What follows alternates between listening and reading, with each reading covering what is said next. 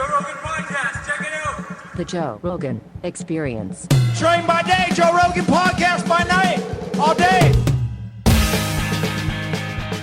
Oh, yeah, and last time, I guess I talk really loud, apparently. No, you don't. Oh, you read comments. Yeah. Don't read comments. Don't read comments. Don't read comments. You told me that last time. Never Joe. read comments. Never read. I told Donnell when Donnell and I did a podcast with the RZA. It was so much fun. After it was over, I gave him a big hug. I said that was fun. Don't read the comments. And he went on like for weeks. For weeks, he was like on this like defensive campaign. But Donnell maybe should read a few of the comments. I don't think so. I don't think so. I like him perfectly flawed. I like him. Yeah, it's a as good way he to is. describe it. Yeah, I don't want him to change at all. I mean, I'd like him to grow and get better as a human being, but that whole like interrupting thing that he does, like, that's great, man. That's him. I'm a very sensitive guy, though. I need to know what I've said, how that affects people. You're in the wrong business. If you're a sensitive guy, you're in the wrong business. Fuck, you got to get out of those comments. Don't read them. If they said that you were too loud, that means one fucking person thought you were too loud, and they've put it out there, and then another person reads that and go, yeah, he's too loud. I was like, am I too loud? No, you're not too loud. You're not too loud. That's not real. Do you not go into your own comment section on Instagram? Like never? Never. It Never. is the Wild West in there. And every check mark, every like legitimate celebrity, everybody's trying to beat each other, not just to be the first to comment on anything you post, but to have like the smartest quip or the funniest like one-liner. Well, that's good. It's a talent show. That's good. Because you get 100 followers from having one solid comment on a Rogan post. That's funny. The people actually do that. They try to get followers from look, I probably would do that too if I didn't have a lot of followers. I'm not saying that because I'm above it. I'm in there too. Like, that's a good one-liner for this. Well, it is kind of a thing on YouTube, right? Like when I read YouTube comments on other people, I do read them on other people's videos, but it is funny like how people, they develop like a little community, they fuck with each other and go back and forth, and they, you know, and then you like go, oh, this guy always has funny things to say, and you read his comment.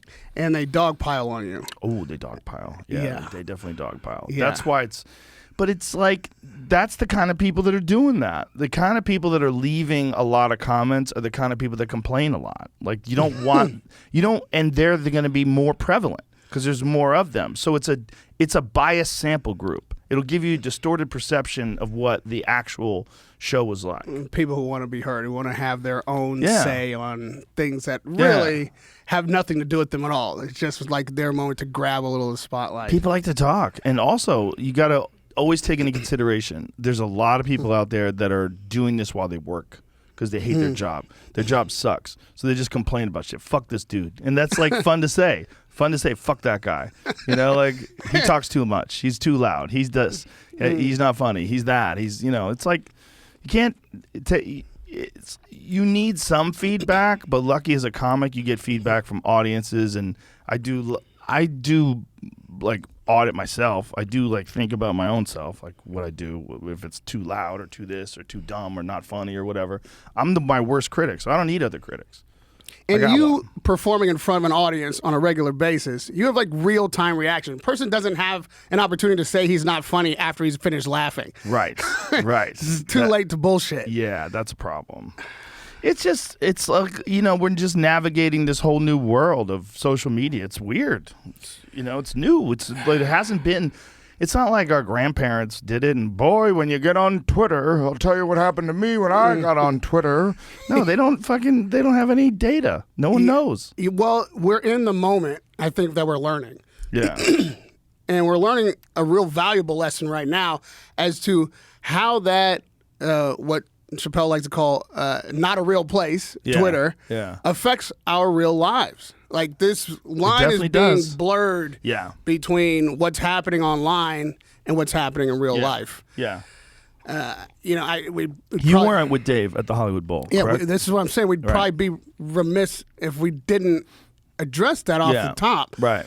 Because I'm, 36 hours removed from that, like one sleep away from what, in the moment, I recognize as an assassination attempt on my best friend. Right. Like we have the incredible good fortune to be able to be laughing about it now. Right. And there's the memes, and everybody is making fun of how this guy got broken up into a pretzel, and Dave's good reflexes, and all that only is entertaining because we don't have to have an inconsolable moment of grief, which was one thought in this guy's mind away from that being the reality today. Right. Yeah. I mean, well, I think the guy was like legitimately mentally ill. But also, the security at the Hollywood Bowl sucks every dick that's ever walked the face of the earth. Not that dicks walk. But the fact that you let that guy, apparently people were saying to security, hey, this guy passed the barrier.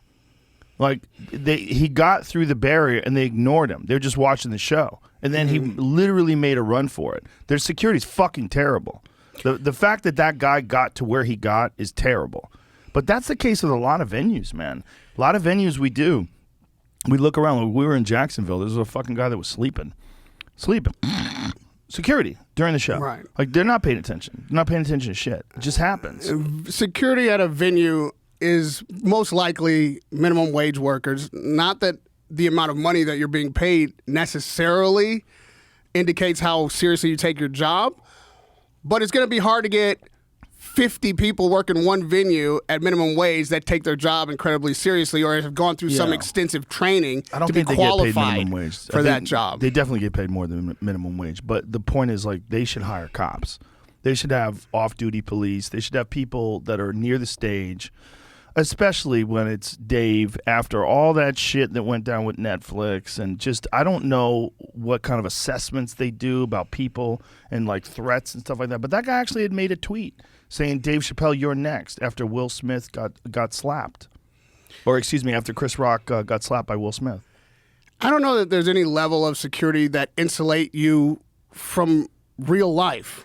And that's true. A guy like that, who we can't say his name, I don't even want to reference this motherfucker because it's the kind of attention that they want. Like, part of the idea of a person like that is that now they become something. They become special. Yeah, for a moment, special person. Yeah, we want to look at their videos. We want to look at their tweets. We want to figure out who this guy is and speak their name. And for him, that is everything. That's worth everything that happened. Yeah. But for us, the idea that anybody in this world can get at you, that any thought that somebody has in their head can change literally the course of history and take the people from us that we love. They don't have to be famous.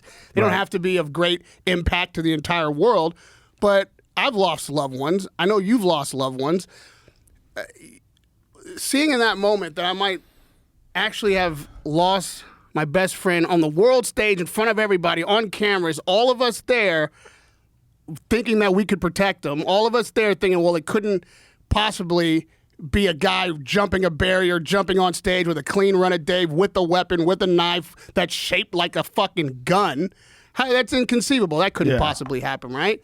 If it can happen there, it can happen anywhere. Well, not only that, there's a lot of video of it. What happened to those fucking cell phones being in a bag? I mean, a lot of people had knives. A lot of other people had knives, too. They cut those fucking bags open. They need metal detectors at Dave shows now. I'm sure they're going to ramp up things now. We have metal detectors. What? That guy went through a metal detector with a knife? If he came through the normal order of security, then he had to walk through a metal detector. How did he even get a ticket? He was a homeless guy. I mean, you know, these questions, are the kind of things that will twist your knots and keep you tossing and turning all night. The broader emotion I'm struggling with is the reality that we have to, like, have a bit more gratitude for the people that we have on this planet, in our lives, in our sphere of entertainment and influence while they're here. Like, I don't want to be posting about how much, we all love Dave and what we missed, what we could have said. And I don't need a Nipsey Russell moment. You know what I mean? Nipsey Hussle. Right. What I need is people to, like, just think for a minute about how we approach the people, even with whom we disagree. Yeah. with this veil of violence, with this veil of like, fuck that guy is one thing. Yeah. But kill that guy is another thing. Stop that guy. Somehow removing that guy from the planet removes the idea that we don't like that person has, or whatever we disagree with must be silenced forever. That is what you were saying earlier about Twitter spilling over into real life. That's what I'm talking about. Yeah, that's that the attitude that people take when they're removed from social cues, from looking in a person's eyes, from emotions. When you're angry about a person, that's one of the weird things that social media does. It removes you from humanity because you're not really talking to a person. You're just typing letters. No, you don't see the person reading them. You hope that they feel bad because it's fun, but you don't even know them. You can interact with someone. So when you could say, Chappelle, you're next, you could say that. But if you were right in front of him and you said, Chappelle, you're next, he goes, what did I do? And then you're like, well, you said this. He goes, I never said that. And then now you're having a conversation. He's like, you're anti-trans. He goes, I am not anti-trans. And then you have this conversation, and all of a sudden you realize it's just two human beings. But instead of that, you've got Chappelle, you're next, in a tweet, and then this motherfucker living in this like weird, disconnected world decides he's actually going to make a physical, violent move. And there's so much of that you could ignore somebody saying, yes, Dave, you're next. Because there might be 1,000 people saying that, but the one guy who actually means it right, could change all of our lives forever. Yeah. So instead of trying to find that needle in the haystack or hoping that the Hollywood Bowl security is on top of their game, or to be fair, all of us who were there backstage in the audience, side stage, who love him could get there in the moment and save him from impending doom. What right. if we just police each other in the public space? What if we don't accept that on social media from our peers, from each other? Somebody jumps on and says some shit like that. We can't wait till he's on stage at the Hollywood Bowl to be like, hey, man, maybe we should take a look at that guy. But you're talking about, you're trying to manage at scale amongst hundreds of millions of people if you're talking about that. Like the amount of people that are interacting with people online within every minute of every day, there's just millions. It's just constantly. There's no way anybody could ever manage that. But you can manage yourself. Yes, you can manage yourself. But he's a homeless person who's got mental illness problems and black nail polish, and he calls himself a they, them. And when he's got the dumbest fucking weapon ever, by the way. It's a fake gun that's a knife. Yeah. A smart weapon is a fake knife that's a gun. That's smart because it looks like a knife. You can't get me. You're over there. Oh, yeah? Bang. That's a smart weapon. My point is to make that guy stand out more as an anomaly than a casual, normal comment you might see on anybody's page at any time. Well, he's more of an anomaly. It's just there's a lot of anomalies when you're dealing with hundreds of millions of people that are tweeting all day long every day. It's just the discourse in this country is so fucking poison. It's weird. There's so many people fighting back and forth in this way where they're disagreeing in text. It's just a shit way to communicate with people. Yeah, and as you said, it's like it removes the humanity from it. Completely. This is just, I see this person entirely as a thought. Yeah. Or this one comment he made or a joke that he made that I thought we went too far, I didn't like it. And now everything that I feel about that moment or that comment is heaped up on this actual human person. Yeah. Yeah, it's a mess. It's a fucking mess. That turmeric coffee gets in your throat, right? We were talking before this podcast about your former cigarette habit. Like you were 2 packs a day? 2 packs a day, Joe. Yeah. And I couldn't put it down until I realized that, so, as smokers, it's a routine thing also. Yeah. So my thing was I would have 2 cigarettes left in the pack at the end of every night. So in the morning, before you have that first, pee even sometimes, you got to have that first cigarette. Like, that's the start of the day. How did you quit? I phase withdrawal. Phase withdrawal. That's what I call it. Right. Oh. So what I would do is, for instance, those moments where you need the cigarette, like right after you eat, right before you go to the bathroom, first thing in the morning, I would take one of those elements away. Like, okay, I'm still smoking. I'm still going to enjoy as many cigarettes as I want, but I'm going to have breakfast first. I'm just not going to have that first cigarette in the morning before I eat. And then the rest of the day is carte blanche, whatever I want to do. And this is your idea? Yeah. Interesting. I've tried the cold turkey. I tried I'm just not going to smoke anymore. It doesn't work. But what did work was finding spots when you're not allowing yourself to smoke and giving yourself free range the rest of the time. And the more spots you remove, the less smoking you actually do. And you hold to that. And after a while, you've phased yourself out enough where then you can kick maybe 6 or 7 cigarettes a day instead of 20. You know what I mean? And so when you got down to 6 or 7 cigarettes a day, then you went cold turkey? Yeah. Then it's just then you got some discipline. That's smart. That's a smart way to do it because I think they say that that's the smartest way to do alcohol unless you do it in a medical setting because alcohol is one of the rare drugs that when you kick it, it can actually kill you. You become so dependent upon alcohol that your body, if you're an alcoholic, like a severe alcoholic, your body needs alcohol to function. Same as benzodiazepines, Xanax and the like. Yeah. If you have a severe addiction to those and then you kick it, you'll die. It's one of the rare drugs. I've drank a lot in my day. I've dabbled in other drugs. The only thing I still have cravings, I still drink, but not as heavily as I once did. I haven't had a cigarette in 14 years. I still get cravings. Really? Do you smoke weed? No. No? No. So you don't smoke weed, no cigarettes, no tobacco products at all, never dip? Do you ever use those fucking... Brendan Schaub was here last week. He tried to get me to try those little pouches. Right. They're so foul. Yeah, it's the turmeric.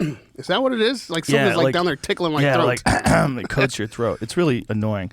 I stopped doing it for a long time, and then Laird Hamilton sent me another one of those coffee machines, and I used it here, and I'm like, God damn it. Now I got that again. So I used to do a lot of things like in abundance, right? Right. So drinking now, I actually did the same thing with drinking because for a while in the pandemic, I think we all slipped a little bit too deep into like whatever our comforts were. Yeah. And I was fortunate enough to be in an environment where it was very happy and energetic, and we were up and we were doing things and producing stuff.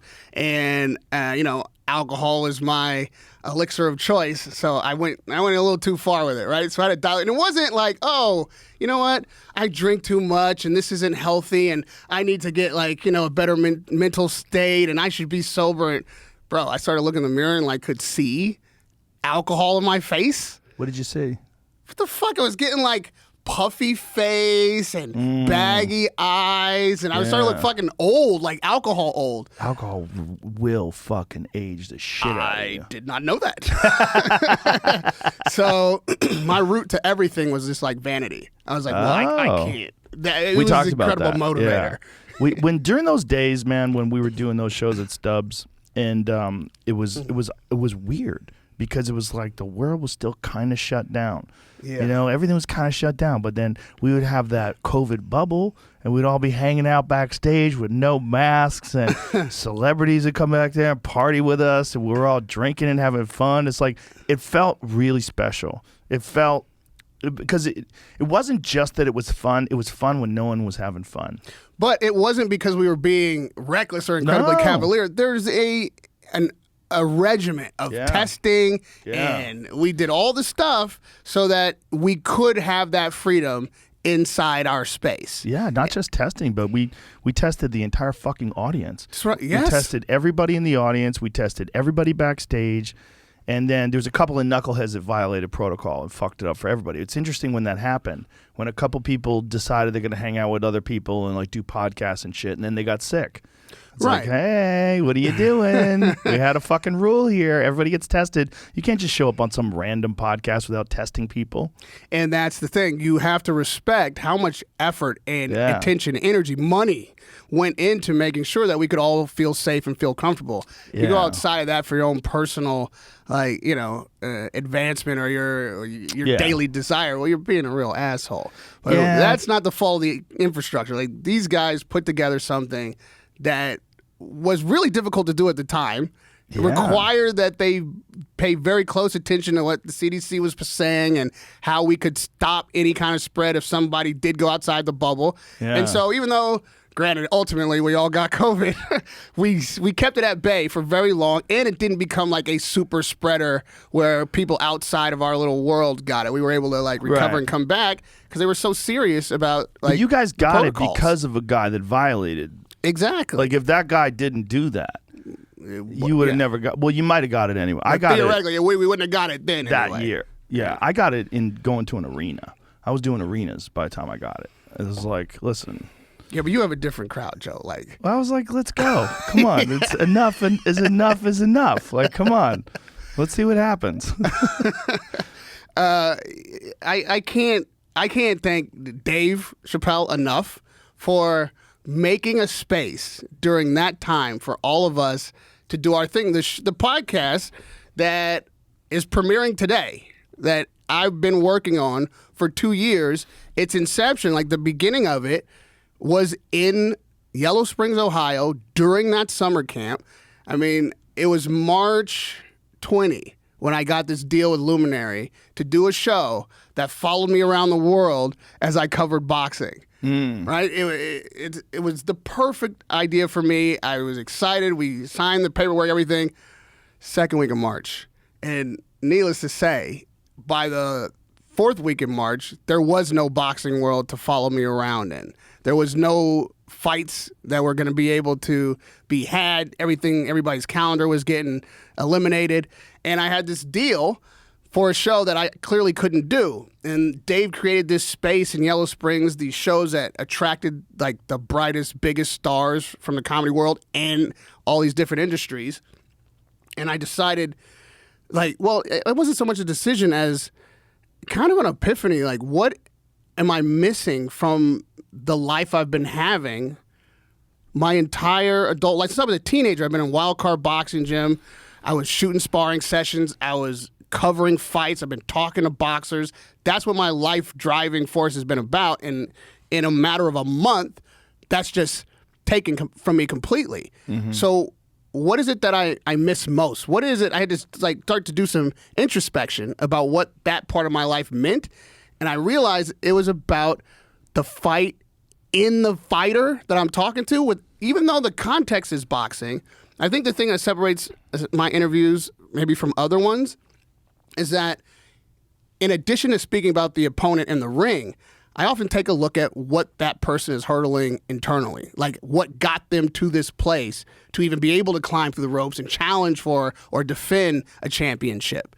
And the interesting ways that people get there is entirely part of what makes me fascinated about combat sports and athletes from all walks of combat sports. But boxing is my passion, right?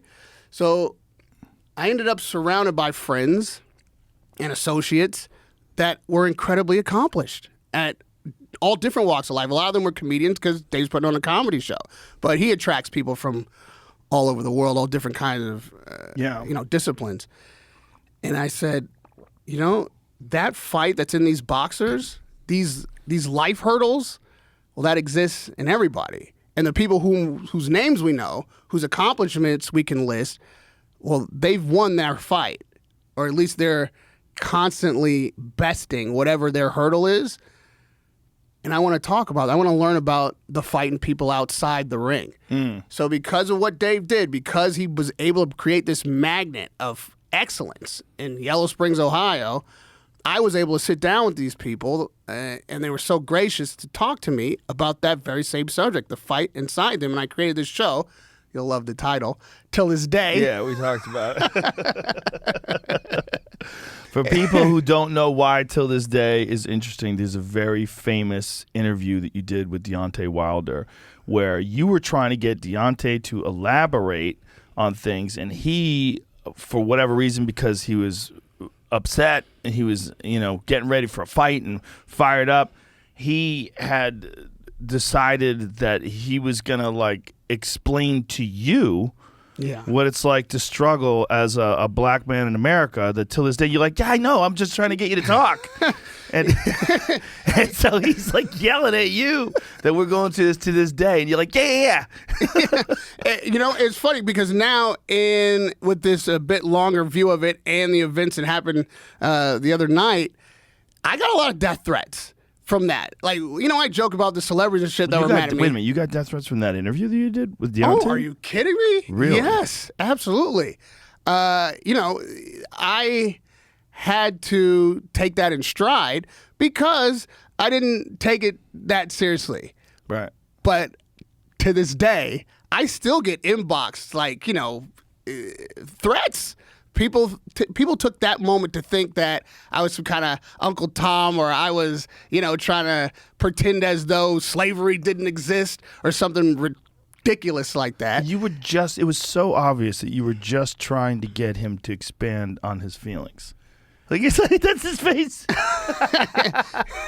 We talked about it the last time you were here, but that interview was. But for people who don't know, it's like now I'm the renowned Uncle Tom.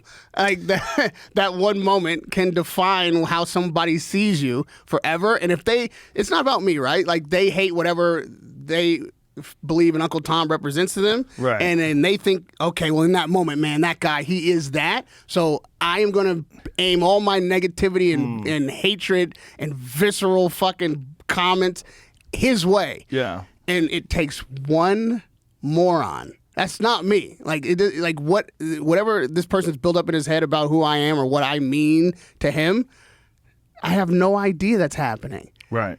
And if that guy decides that he wants to actually do what he fantasizes about, how am I going to stop that? How am I going to see that coming? Right. Yeah, that's the problem with the world we're living in. So right? my last 36 hours, really, I've tried to subside the anger and certainly best the fear, but it's about like gratitude. It's like we can't take for granted anything. I can't take you for granted. Like I think I made a post when I got a job at Pro Bellum, which is a huge moment in my career, right? Like I got to be the in the ring interviewer post fight. As I said, the way you do it is a beacon to me. Like I love that aspect of your work, and that is my claim to fame. That's my passion, and I had an opportunity to do it on this platform. I'm still doing it, but when I got that opportunity, I thought, you put me on this show the first time around about this Til This Day controversy, if you want to call it that, and it gave me another level of notoriety. It provided other opportunities for me because you were gracious enough and generous enough with your platform to do that. Well, not long ago, people are furious with you. Some people still so. I'm fine with everybody, having their opinion or being pissed. Everybody gets an opportunity to do that. There's a right to do that. But talking about taking Joe Rogan out of the sphere of conversation, idiots talking about kill Joe Rogan, that's my friend. That's a good guy. It doesn't matter whether or not you agree with everything he says. It doesn't matter whether or not you even want him to be on air. What matters is that he can so you can. If he has an idea you don't like and you have a better idea, or you think he's bullshit and you have the real shit, do your own experience. I came here today because I wanted to be a part of the Joe Rogan experience. Not anybody in the comment section, not anybody in their think pieces, not anybody in their editorials. I'm here for the Joe Rogan experience. And that has been an incredibly wonderful experience for me. Why should you or anybody else be able to take that from me? I think people think too much about why. People think too much about this idea that you can stop someone from talking. And that's the whole idea about cancel culture, right? Is that you're going to remove someone from the conversation. And it's worked for some people. I mean, rightly so for people like Harvey Weinstein, right? That's cancel culture in its best form, right? That's the best version. I've never heard Harvey Weinstein's perspective on anything. He's a serial rapist. Yeah, let's remove him from society. But we didn't find out about that until people were outraged. And until Ronan Farrow wrote that piece, and because that was like an open secret in Hollywood. So that was the non-cancel culture. That was a let people slide culture. Right. So look, he's going to help us and get us an Academy Award, and he's a scumbag, but thank him when you win your Oscar. Okay. Well, I make a serious distinction between someone's actions that harm other people, for sure, as opposed to someone's opinions that you have to go somewhere to. No, obviously. But what I'm saying is this is a weird time in terms of people being able to express themselves. It's so unique and unprecedented that untold millions of people at any time can pick up their phone and go onto Facebook or go onto Twitter or whatever and just start putting your opinion out there. Go on to YouTube, make a video. You know, I was listening to radio, Rahim. He was on Joe Rogan. He talks too fucking loud, and like you know, and people, and you can read that, and you can listen to that, and that can affect you, and that's why you have to be careful about. You know, people talk about your diet.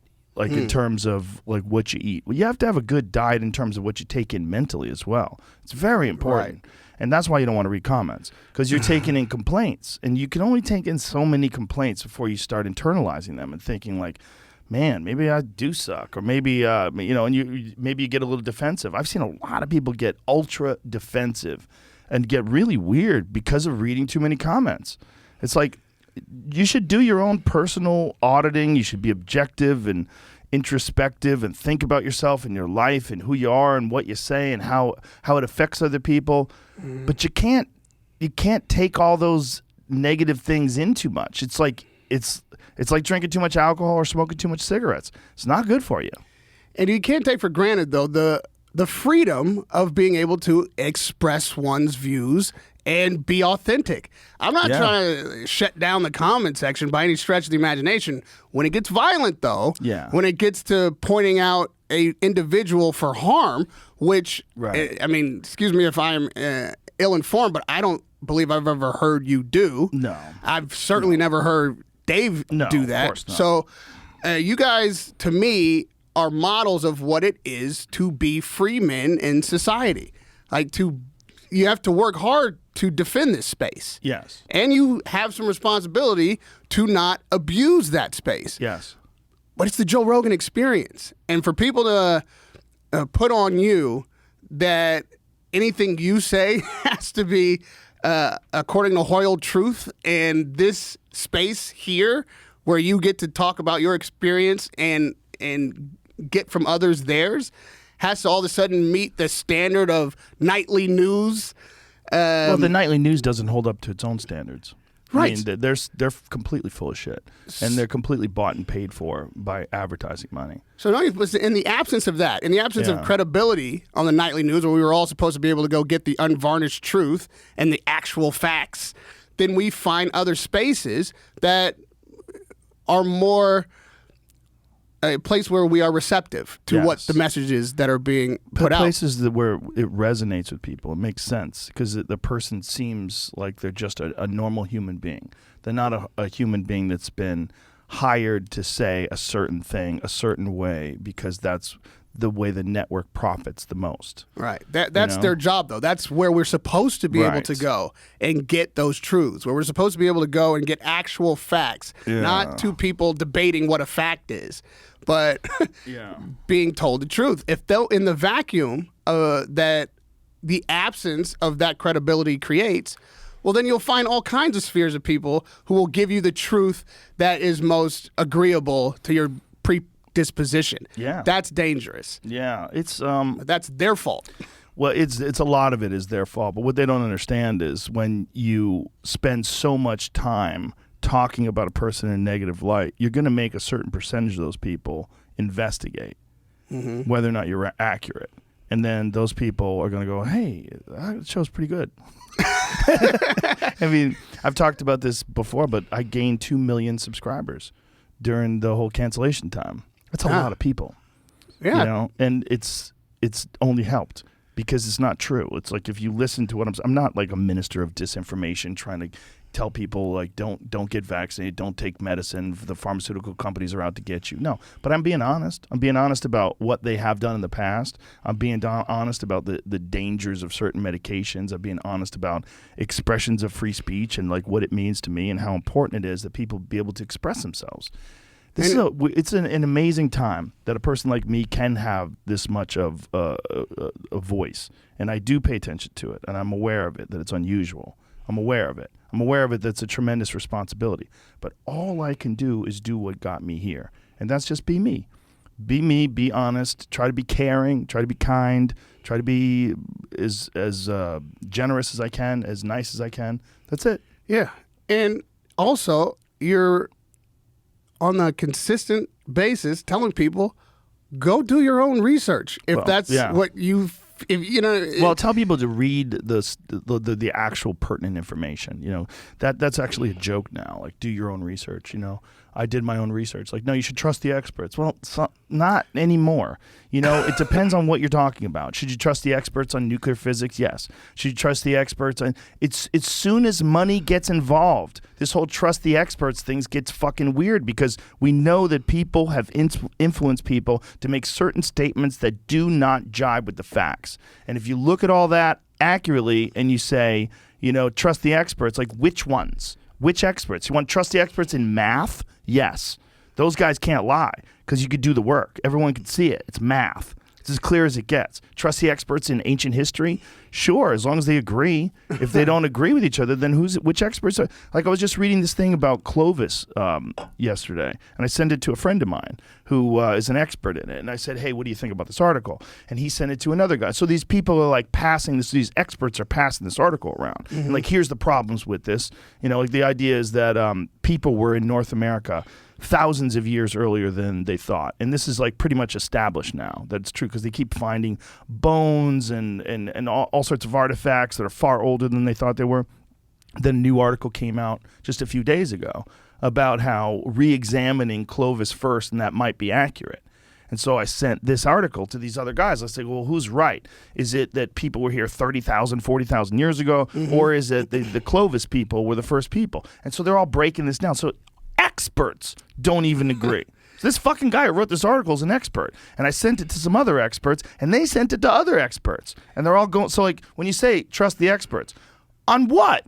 Right. On what? And science is an ongoing study, right? That's part of it, to continue to question. And there are things that are proven to work and things that have been established over years that we can rely on. Yes. I think the part that makes it so confusing is what we spoke about earlier, the lack of credibility of institutions. Yes. What institutions do you trust? 100%. That's exactly what it is. Because when you just trust the people that are in power, then you get a dictatorship. You can't just trust anyone who has authority. That's nonsense. You have to know why they know what they know and how did they come about, and are they being influenced, and do they have an agenda, and do they have a vested interest in this being accurate as opposed to that? Like, is there a financial gain involved in it? And oftentimes there is, and that's real. That's real human beings, and most people know that. And when you can get people to just fucking step in line and just listen to authority, the problem with that is that doesn't go away. They keep that fucking attitude. And that's the attitude that they have in all these communist dictatorships where the people are under the boot of these fucking evil thugs. How did that come about? It came about because they just had to listen. They have to listen. And so, free speech Yes. in a free form, Free you being speech. able to say that without having some totalitarian government come down on your head, or even people in the sphere of cancel culture trying to eliminate the show from existence. Is the difference between, it may be a cliche, it may even be a punchline, do your own research, but you have the option to listen to what you think is credible and juxtapose that with what might not be in line with your current beliefs. How much you invest in that in that investigation, that's entirely up to the character and the desire for you to know the truth. True. You can't police that in other people, but the opportunity for them to get that information can't be hindered. Don't you think it's also a factor of no one has enough time? No one. Like, no one has enough time. Like, if you really want to find out about, like, the fucking, the Spanish flu from 1918, do you have the time? How many people have the time? Do you have the time to research, like, the waves and how people started wearing masks and when people died and where it came from? Did it actually come from Spain or did it actually come from America, they think? Right. Nobody has the fucking time. So even things that are happening right now, like when they're talking about, we've got to stop being so dependent on foreign oil. Fuck. I got to go research foreign oil? I got to start thinking about, like, how bad was fracking? Some people say fracking's the devil. Other people say fracking's necessary. It's going to fuck up some spots, but it's going to eliminate our dependence on foreign oil. Fuck, I got to research this? I got to go and find out who's right and who's wrong? I've had experts that had completely different opinions on climate change. And it's exhausting.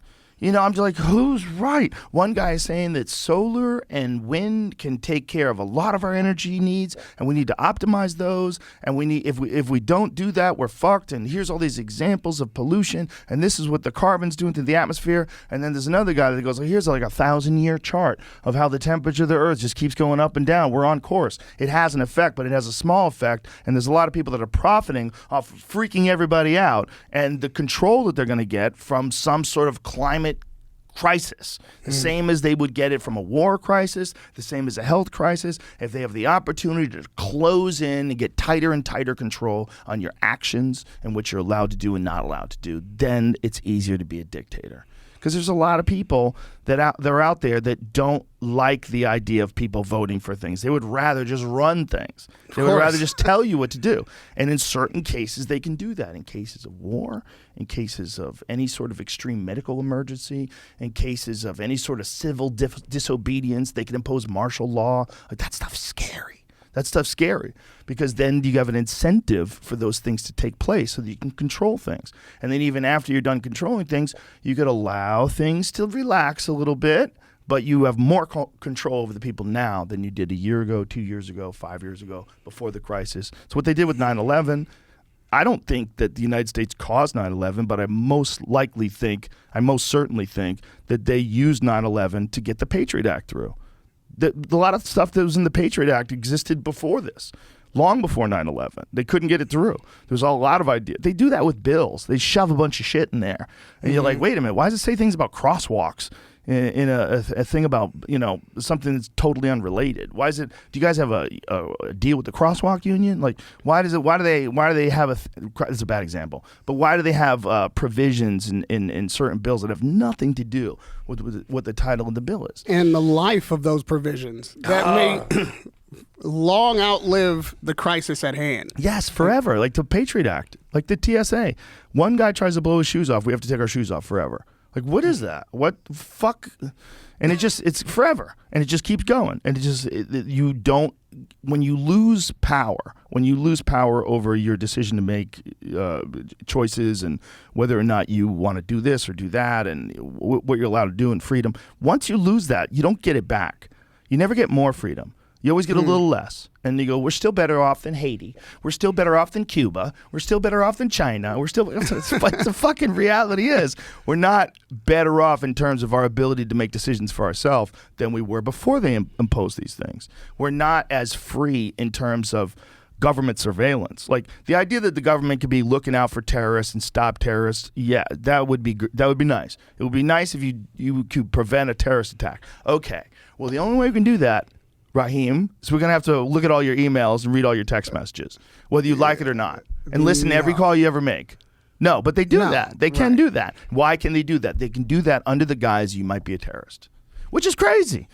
That's like the ultimate guilty until proven innocent. It's like 330 million people are guilty until proven innocent, and you got to check everybody's text. Well, that's the kind of thing that happens when they get a little bit of control. And it's a normal human thing, man. And you can get people agree. You might even get me to say yes in a moment of crisis. Yeah. Like, okay, it's 9:12, and if you need to check my emails to make sure that aircrafts are safe or I can go into the mall without getting blown up, check the fucking emails, please, and my neighbors too. Exactly. But now it's 2022. But what if it's you are criticizing? What if Trump gets in office again? He has this power. And what if it's you're writing something very critical of Trump? So he starts investigating you and fucking with you because he finds out that it's you because he's looking at your tweets. He's looking at your text messages, even though he's not supposed to know it's your account. He's looking at your phone. He's seeing who you're calling on a daily basis. Like if that's what a dictator can do. And I'm not even saying that it's Trump. Imagine it's someone else. Imagine it's Kim Jong-un. Kim Jong-un runs America. You know, you got to think like that's a real human being in 2022. I know he doesn't live in America, and I know it's different over here. I know we're heavily armed. But that's still a human being in 2022 that if you tweeted badly about him, you're a dead man. You're dead. He's going to fucking kill you. 100%. He kills his family members, right? Right. He has them assassinated. That's a real guy. Like, you have to think that's a possible pattern of behavior that human beings follow. It's wild shit, dude. Right. And this entire government, of course, is for the people by the people. Right. So whatever pattern human behavior follows, so shall government. Have you ever read what they said about Kim Jong-il's first day of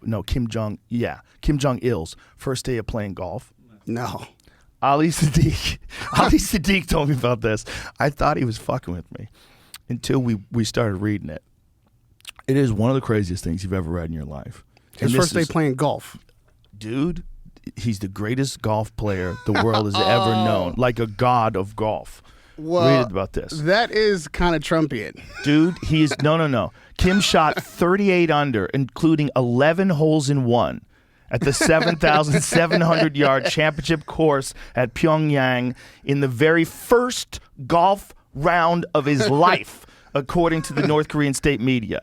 It was 1994 when Kim was 52 years old. Even more impressive, Kim stood just 5'3", yet he was able to overpower a course as long as any ever played in major championship history. Who knows how good Kim could have been if he had taken up the sport earlier? Who knows how many times he bested 38 under in the 17 years since his first round? How crazy is that? I mean, come on, Joe. This has to remind you of Trump's first health report.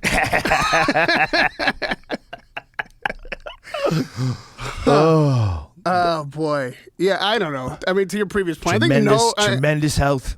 Yeah, it was the healthiest president ever. Healthiest president they've ever had. Yes. The thing that freaks me about him is he didn't age in the White House like everybody else does. Biden has aged so much in a year. Yeah, I don't think he was worried about as much. I don't think he worried about shit. I think he was watching Fox News. They like me. They love me. You know?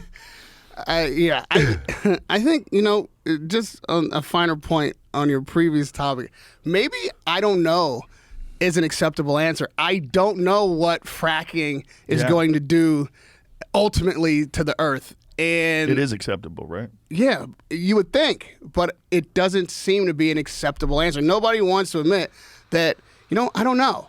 I know some things. Oh, this seems to make sense. Oh, math supports that. That seems provable. We've had an experience here that we can point to that makes this information credible. But do I know enough to say for certainty and game out what happens in 20 years if we take this process? No, I don't. So we're going to have to make some decisions based on the unknown. The problem if you say, I don't know, is someone will come along and say, I know, and they might not necessarily know. And then another expert right next to him will be like, he doesn't know, he's wrong, and we need to debate. Yeah. Well, there's so many things to pay attention to, man. There's so much to pay attention to. It's a strange time, man. It's a strange time because there's so much information, but you only have so much storage. You only have so much room in your head. You don't have so much time. You made an interesting point about how much time people have. I'll have to confess that I haven't probably an inordinate amount of time to think about what I think about stuff. You have a nice life. I've not made my life about my opinion. I'm not like an opinion piece guy. Nobody is coming to me to hear my perspective necessarily. But this show that I just debuted, Til This Day, is the first time it made me think about why I do things, which is how that show came about. And talking to people about what they see as their opponent, because that's how I phrase it. Identify. The first question I ask anybody before we go on air, and there's no pre-interview, there's no setup. I ask them one question to prepare. Name, identify, or somehow describe the opponent in your life. What is the thing, the hurdle that you've had to best or overcome consistently as adversity to who you want to be or what you have become? Give me that in a bite size or a noun. And I've talked to 17 completely different people. I haven't heard an answer repeated once. Wow. And so when people say you never know what people are going through, you never know what somebody's struggle is, boy, I never knew that more truly than I have in experiencing this show that I've done. Think about that question, asking people, and how few people ever have that conversation with another person. right? Most of the people you meet when you're working with them, they're going throughout their day. You never try to break down what was the hardest thing for them to overcome to get to where they're at. Yeah, these are my friends. Most of the people on the show are my friends, or at least associates I've had for years. People I think I know.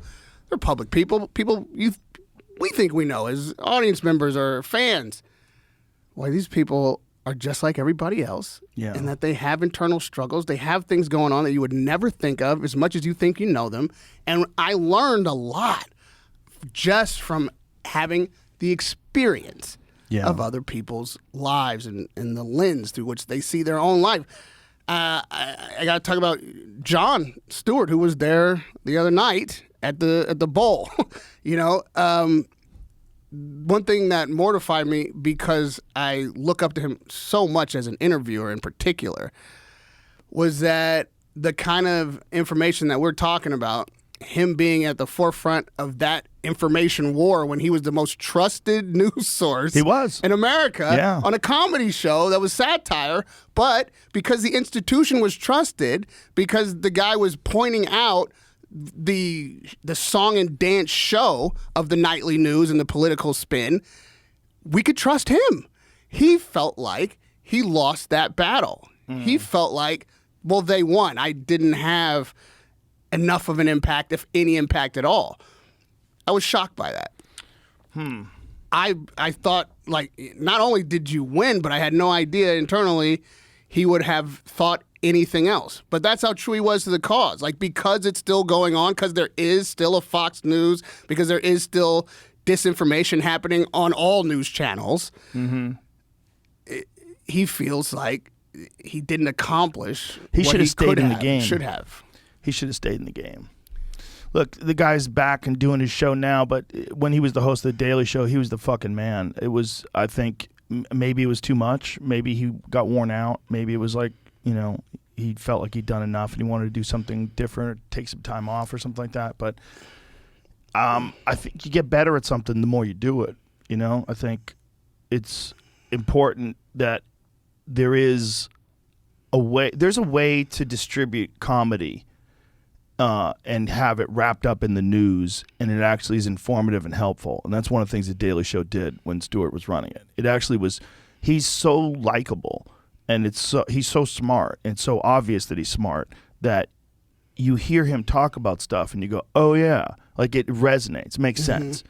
And I think he's so true to that mission that maybe he cared even too much. Like, it must be a tireless fight to feel like you're the only voice and have this platform that every other nightly news, cable news show should be doing what you're doing, and instead you're like fighting them every night and having to point out how terrible they are at doing the thing they're most importantly tasked with.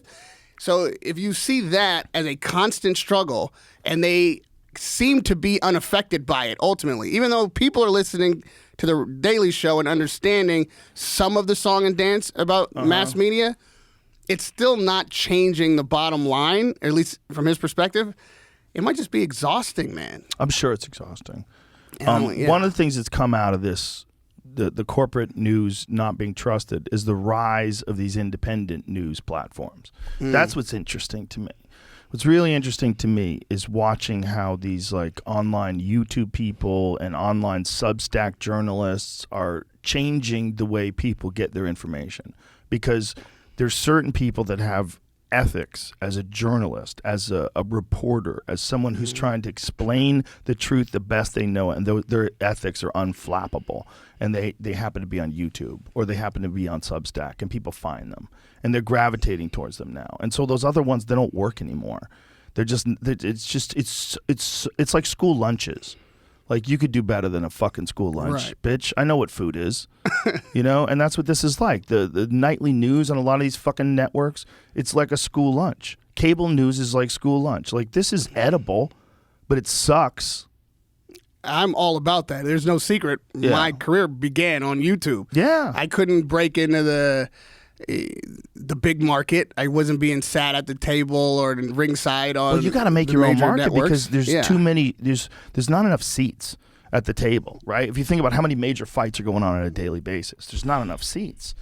You know, but there's also not enough opportunity. I think, especially when I was getting in, it was thought of to be like an old white man's job or an ex-fighter. Right. Like, you're not one of those two. You want a broadcaster that's established, that has the the resume that you're looking for, and the salty gray hair, and, the porcelain skin, or you have had to have been a fighter. But the people like myself who are in the boxing gym shooting sparring sessions, know fighters personally. I was training, never thought I would be a boxer, but so much passion for the sport that I felt I had a personal experience, a connection to it. I know the sport. I can do this job, and I'm young and energetic and able to handle a broadcast. Right, but they're not. They would never hire you. Never. They would never hire you. But that's okay, because like it's better this way. Because if they hired you, they would never allow you to be you.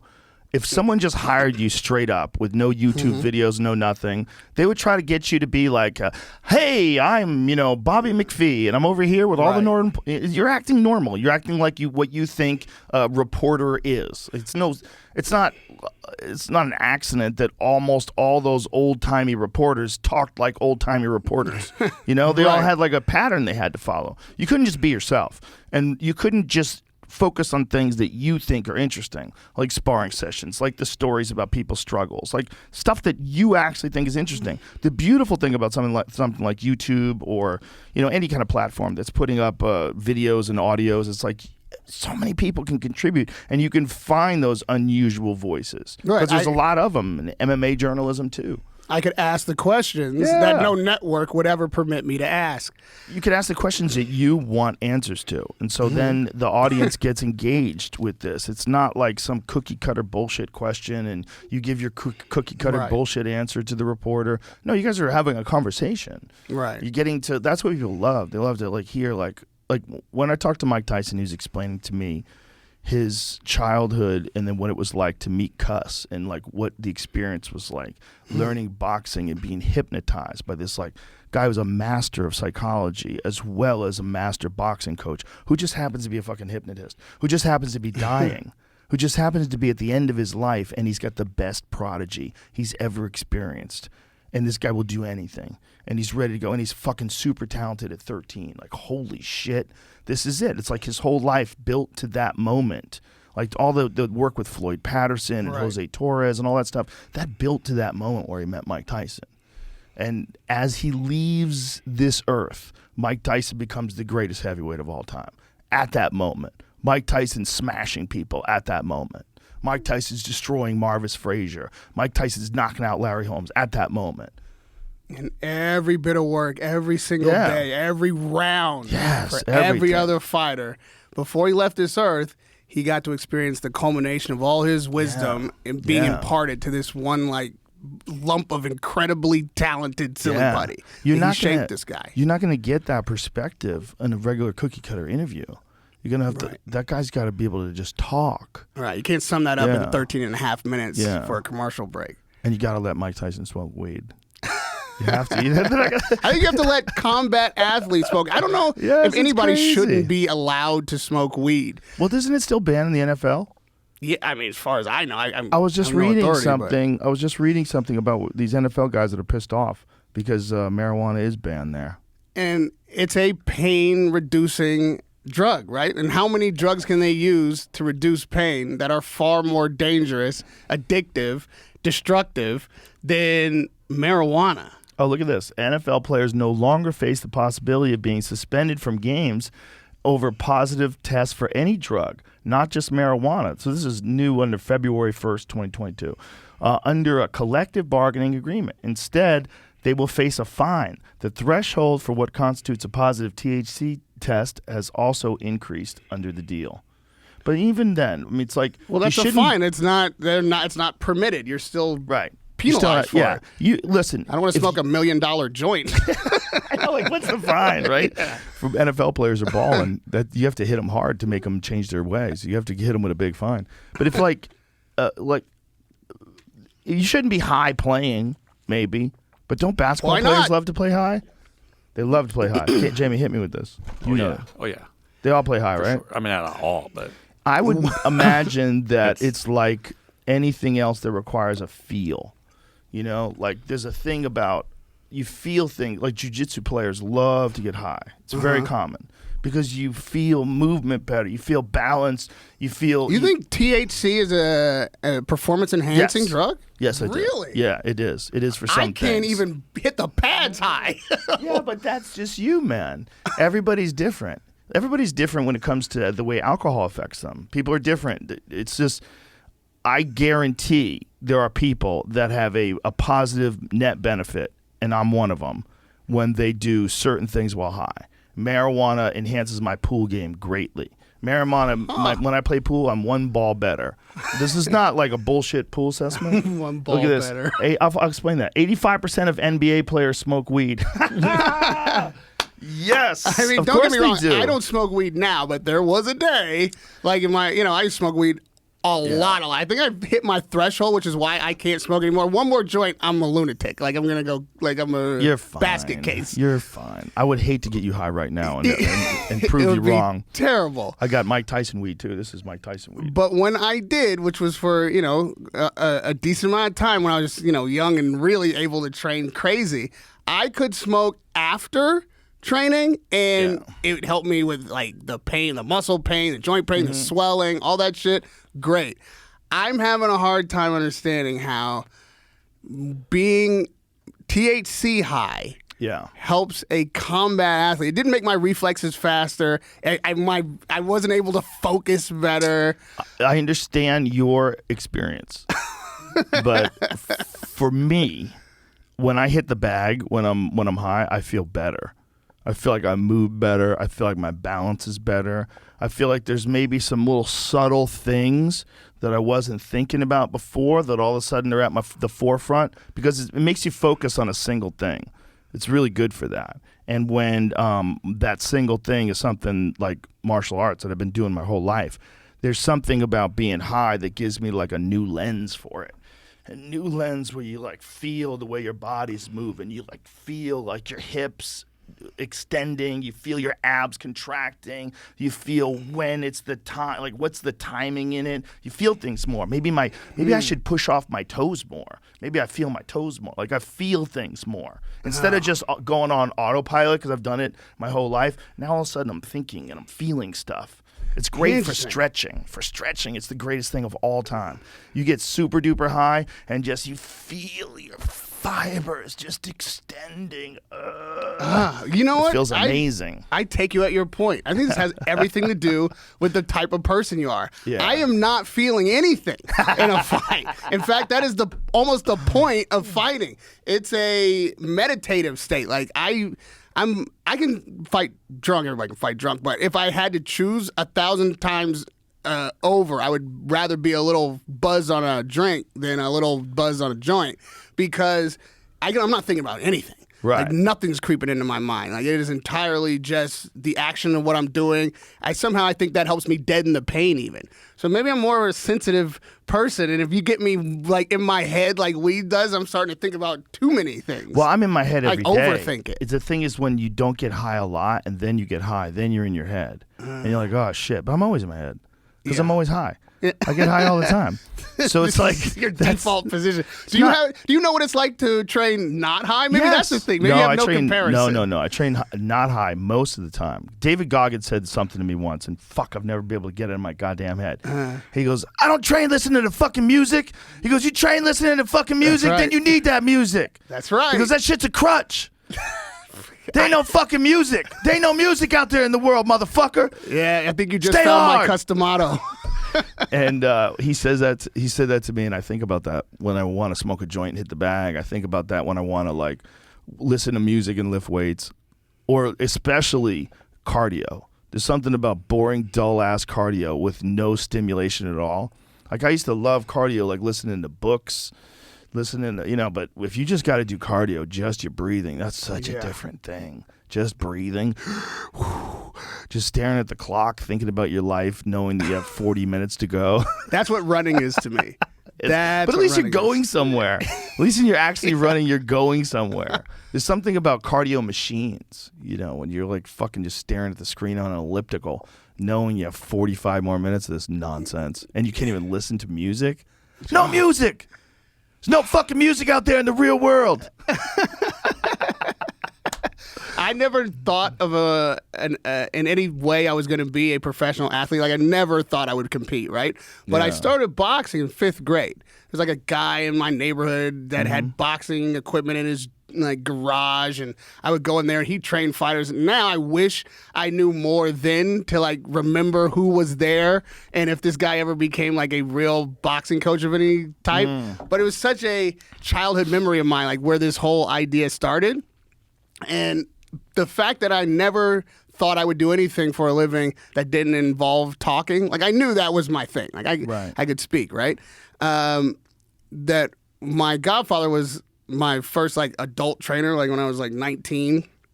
And he was like, you're not training to compete with athletes, you're training to win a fight. Now boxing is your discipline of choice, but the fight you're going to have won't be in the ring on Thursday at 8 o'clock as the two men have decided. It's going to be at 3 o'clock in the morning after you leave a club in the parking lot with some fucking idiot, and you're going to be drunk too, and you're going to be tired. So that's how we're going to train. And so, yes. What? Yes. I would leave clubs. I get 22, 23 years old. My best friend at that time was Bokeem Woodbine. Dana Bratton trained both of us, and we would go from the club, from the bar, from the party to the gym and spar. Oh hit my pads God. And train. Yeah. You drunk sparred? 1,000 times. So if I were boxing in a ring, I'd want to be sober. But if I'm in the street where any of my real fights are going to take place, I'm probably better fucked up. That's how we train. We train to win fights completely trash. That's hilarious. That's hilarious. That's a funny way to do it. Yeah. Did you ever learn any martial arts other than boxing? I learned, no. Try, yes. Judo was the first thing. Dislocated my elbow in the least like masculine way possible. You know how they throw you and you're supposed to slap the mat? So I got thrown. I went to slap too early. Oh, you landed on a hyperextender. Jackknifed my elbow. Ouchie, wow. Yeah, so that got me out of judo. I love martial arts. Like any kid, at my time, I was a Bruce Lee fan, like big time. Of course. So then I wanted Jeet Kune Do, where there was no place to learn that. So I tried Taekwondo, and I loved the kicking of it all. But to be honest, I just didn't have the money. Like my mom wasn't gonna be able to afford to send me to any like martial arts class and pay for the gi and all the stuff, and then I go consistently. Right. So part of it was the money. Another thing was I just wasn't able to be committed enough to make it worth the extra effort to spend that money. Whereas the boxing, it's a poor man's sport. It's like all you need is some old guy in your neighborhood with a hanging bag and a couple of hours on his schedule every day. And so that ended up being what I did. I respect the shit out of martial arts, man. I want like the mental focus that it takes and the discipline to stay in a particular style or another is what is more attractive to me, maybe the mixed martial arts. And then that just might just be because of my understanding of it, right? But what I like about boxing also is the finite nature of it. It's no disrespect to MMA. Like that is a discipline unto itself that I don't have any personal experience with really. But the limited amount of resources that a boxer has, the fewest things you can do, and the other guy has those very same few skills. And so that's how I see the science of it, the chess match, the game of millimeters really in split seconds. Because both guys are proficient and they only have these finite amount of tools to work with. The combination of those two things colliding is what really fascinates me about the execution of boxing. That's what fascinates me as well. It's specialists, people that are doing like that's what fascinates me about watching jiu-jitsu matches too. Because I'm watching jiu-jitsu matches, those are two experts. They're not kicking each other, punching each other. They're just doing this one thing at the highest level possible. Right. Yeah. Did you see? I'm sure you saw Shakur Stevenson. Of course. Holy shit. Of course. This guy's he's on another level. That's a great example of that because he's fighting Valdez, who is undefeated as well. And a real fucking world champion, elite fighter. Absolutely. And Shakur just put on a show. Right. and just show that with his training, his execution, his technique was superior. His strategy was superior. His ability to close the distance and move just out of the way. When the punches were coming to him, they were coming like right here. It was just touching his face. Right. It was wild. Millimeters. Millimeters. And then he fired back. And he was firing back and landing flush. And it was genius. It was just genius shit to watch. That's what I love about boxing. I mean, people say, yeah, you can't do that if somebody leg kicks you. You're right. You can't do that way if someone leg kicks you or if someone takes you down. You're right. You can't do that. But if you want to see the highest expression of that, of using your hands, you have to have only guys using their hands. And that's when you get these super elite striker. Right, but that's like somebody saying, I'm on a motorcycle and I'm running an obstacle course. You can't do that in a car. Right. Well, no, because I'm on a fucking motorcycle. That's why I can do that. But that's why people would not recommend boxing as a martial art to practice if you're drunk after a bar and you're going into I would tell you learn how to take people down. Learn how to trip people. Listen, Joe, you're not going to get an argument from me there. As far as Street Fighter, the more things you can have at your disposal to end the fight as quick as possible, the better you're going to do. It's also your hands break so easy. Hands break so easy, man. You swing wrong and catch a guy on the forehead and you're fucked. Right. I mean, I'm not shy about. I wouldn't want to fight a mixed martial artist at the level of a boxer that I am. However good I am.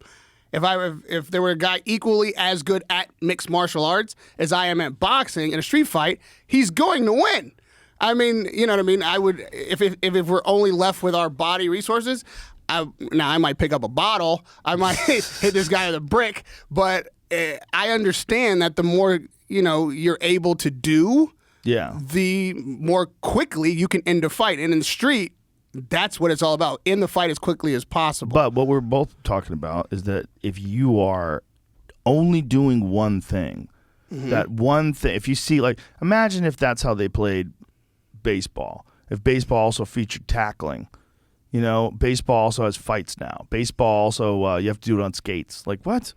It's too many things. You're going to lose if you have one thing, just one thing like boxing, you get to see the best expression of it. One thing like jiu-jitsu, you get to see the best expression of it. Right. And that was one of the reasons why, Jordan Burroughs is? No. Olympic gold medalist, elite, super, super elite wrestler, top of the food chain, and had been given some opportunities to fight mixed martial arts. But he's like, look, I'm an elite wrestler. That's what I do. I can learn all those things, and he'd take any, regular MMA player down at will. Right? He's that good at wrestling. But would he want to leave this thing that he specializes in, that he's at the top of the food chain at? Right, and could he actually get to the point of taking them down? For instance, the MMA guy that I'm, theoretically fighting at this bar, well, he's going to have to get through the jab. He's going to have to get through the, the two-piece. If he gets inside, I'm probably in a lot of trouble.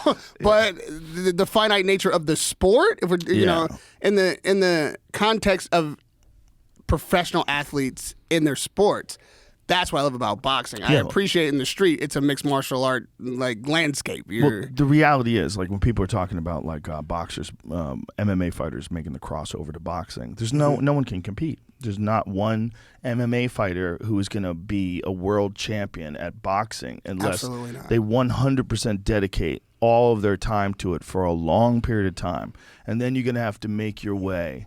But to be able to beat the elite of the elite in their own given sport, unless you're some rare outlier freak of an athlete with one punch death power with fucking 8-ounce 10-ounce gloves on, there's not a lot of those guys. I don't see that ever happening. I mean, even if we had a Bo Jackson of MMA, that would be a good example. That would be a good example. A Bo Jackson, a freak, super freak athlete. Yes, and he was that. Herschel Walker. In both cases, though, there is a team surrounding him that could put him in the best role in that team sport. But because each MMA and boxing are such individual sports, the amount of skill he would have to have in each context, I just don't think one man could get the way you stretch, the way your muscles have to work and contract in boxing, and then in MMA. and they don't. It's not the same. It's a You little can't different. have Stance is all of different. those. Yeah, you. Log's how you- different. Come on. Defense is different. Yeah, for a Yeah. guy that would, and people sometimes take for granted how smart fighters have to be. I'm not talking about your mathematician skills or how well versed you are in history, but I don't know any fighter that at an elite level that isn't fucking brilliant in the ring or in the octagon. 100%. And so you're using your mind to make choices and decisions and react. Exactly. If people think that the only information or the only intelligence that's worthwhile is intelligence so you can recite information, that's crazy. That's not true. It's absurd is what absurd, it is. yeah. And so to diminish the idea that these fighters are intelligent is a huge insult, and probably means you're not that fucking smart. Well, it's just a lack of objectivity because too many people equate intelligence with education. It's not that education doesn't enhance intelligence. It most certainly does. But you have a lot of people with great minds that don't wind up using them well. There's a lot of people out there. Because just because you have a great ability to do something doesn't mean you ever do it. There's a lot of people that are incredible natural athletes that never get into sports. I know people that are like ridiculously physically gifted and they just don't do anything with it. They just don't care. They're not motivated. So that could be the same with intelligence. It could be the same with a lot of things. And so my point for saying that only was that to have a mind of a fighter that could compete and succeed even at the elite levels, and then the mind of a mixed martial artist that could compete and succeed at the elite level and be able to do both simultaneously, that would be a next level type of genius. The only way someone could do that is they would have to be an elite specialist in one sport and then cross over at a young age. That is a possibility. And we have had guys like Mirko Krokop. He was an elite kickboxer who made his way into MMA and became an elite MMA fighter. So he was in a sport with no grappling, and he learned takedown defense. He learned grappling to the point where he even won some fights by submission. He submitted Kevin Randleman in a rematch. So while he was doing that, was he still winning kickboxing competitions? He would occasionally fight kickboxing fights in his career, but for the most part, most of his career up until like the later ages was all MMA after he started fighting in Pride. So it took a few years. It took a few years for him to, it didn't take even a few years for him to adapt, but he was a very specific kind of kickboxer. He was a fast twitch, explosive kickboxer. And if you have other guys that are more technicians and set things up, they'll be more fucked. Because you want a guy that can explode, because he's got to explode to get away from takedowns. He's got to explode to close the distance and knock a guy out with one punch. You might only have one shot. Like, there's guys that are not going to knock you out with one punch, but they'll knock you out if they could piece you up for a few rounds and fuck you up and butter you up. Like Julio Cesar Chavez, one of the greatest fighters of all time. All time.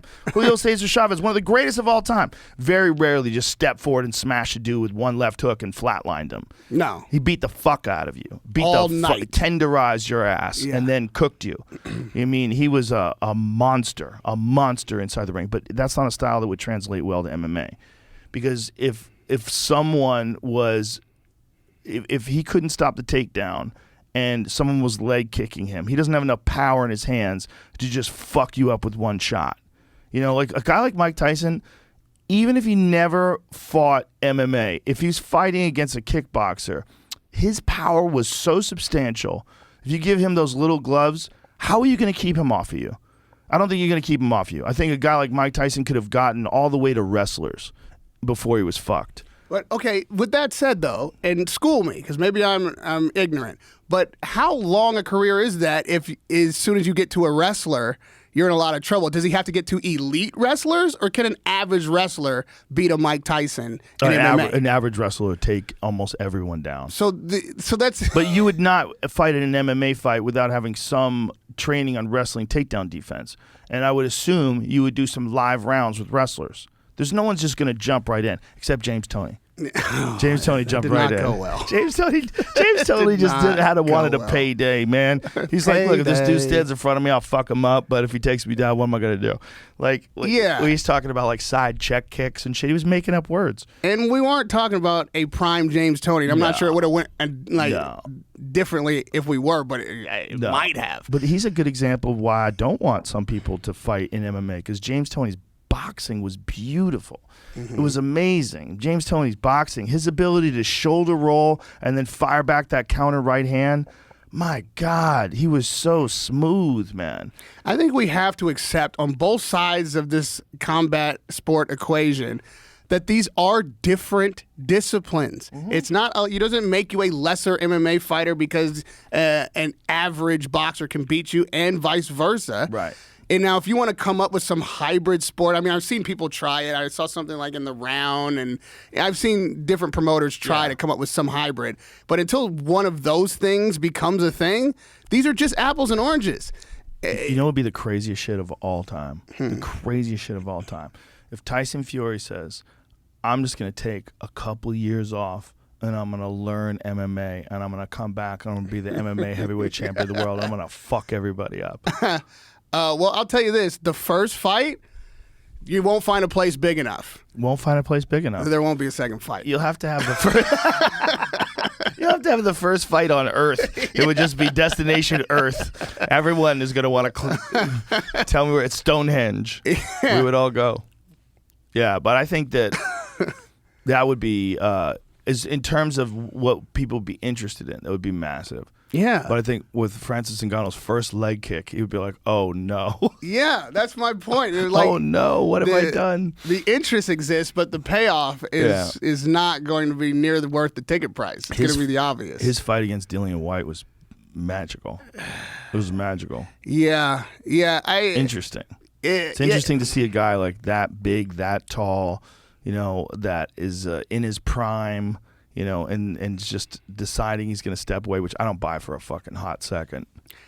I don't believe that he could resist the opportunity to fight undisputed and then really retire as undisputed, undefeated heavyweight champion of the world. If that is presented to him as an option, and he truly believes that he can beat any heavyweight in the game, including the title holders at the current time, so whoever ends up with all the other belts except the WBC, I'm certain he has a King's belief coming to fuck you up. He can beat that person. Yeah. Him passing on that opportunity, I don't see it happening. He's too competitive a guy. It's too big a fight. And the seduction of being able to be that one guy that ever did that, he can't pass it up. I have a theory, and this is not my own theory either. This is a theory that somebody labeled at me, threw it at me. I wish I could remember who told me this, but I think it's right.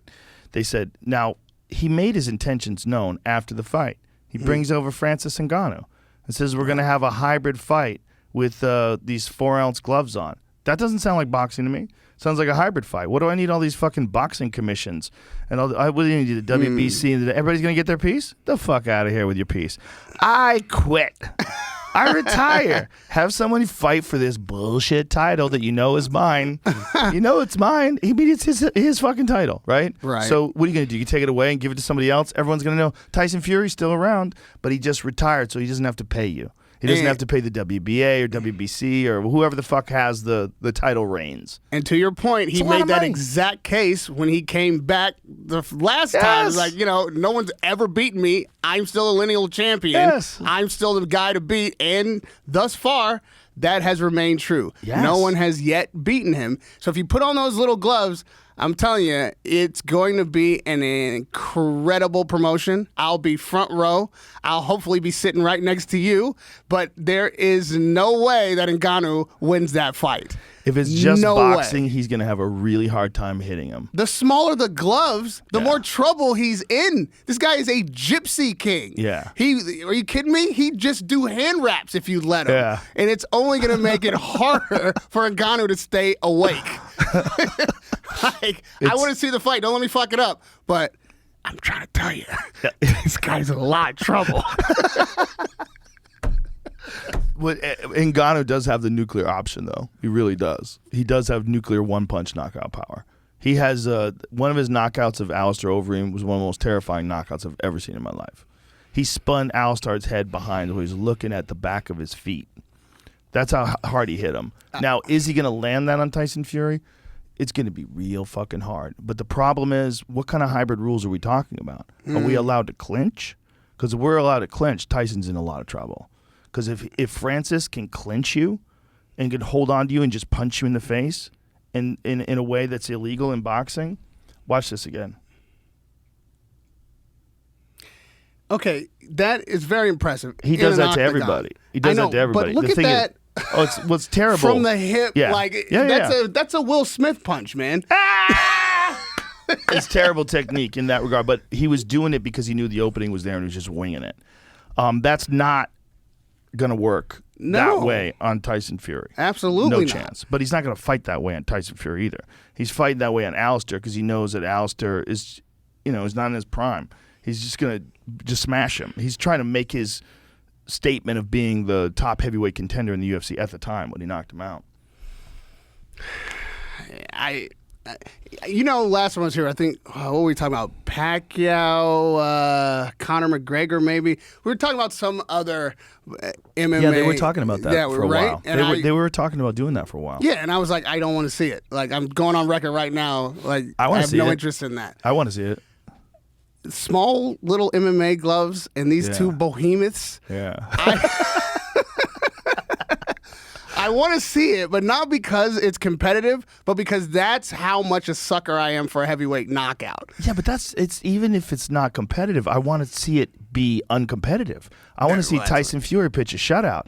I want to see him lighten him up. I want to see the world. I want the world to see what it's like when the best motherfucker on earth at his given thing gets to express himself with someone who's trying it out. Yeah. Full-blown destruction is what happens. Unless they allow clinching.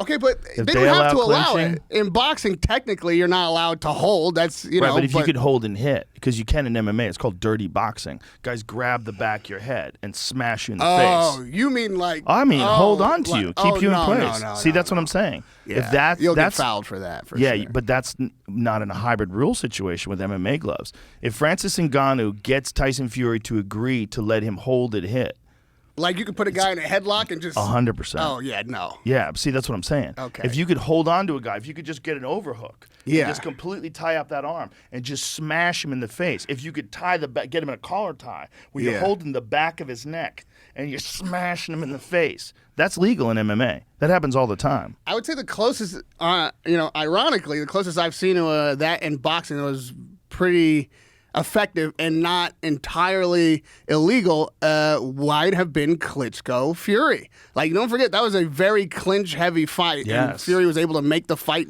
dirty boxing inside. Klitschko made everything clinch heavy. Jab clinch. Jab right hand clinch. But only Fury was able Yeah. to turn that against him. Yes. So even in this scenario, I get, okay, that gives Ngannou a much better chance because that's something he's skilled at. Yeah. But Tyson is not unskilled at that. That's how he True. won all those belts in the first place. Right, true. And, being the Gypsy King, like those bare knuckle travelers are known for having fights bare knuckle. Yeah. That's the whole thing. They have a fucking whole culture behind it.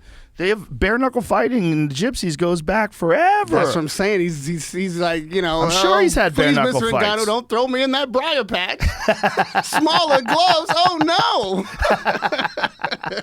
I would love to see it, no matter what. And I love Francis Ngannou, so I'd like him to get a giant payday, and I think it would be an enormous payday. Oh, huge. Huge. It would be spectacular. Forget Francis about Ngannou versus the Gypsy King for the undisputed baddest man on the planet. Oh my God, it'd be so much money. That's what I want for Francis. And if it's little gloves, man, you can't fuck around with little gloves. We Little gloves.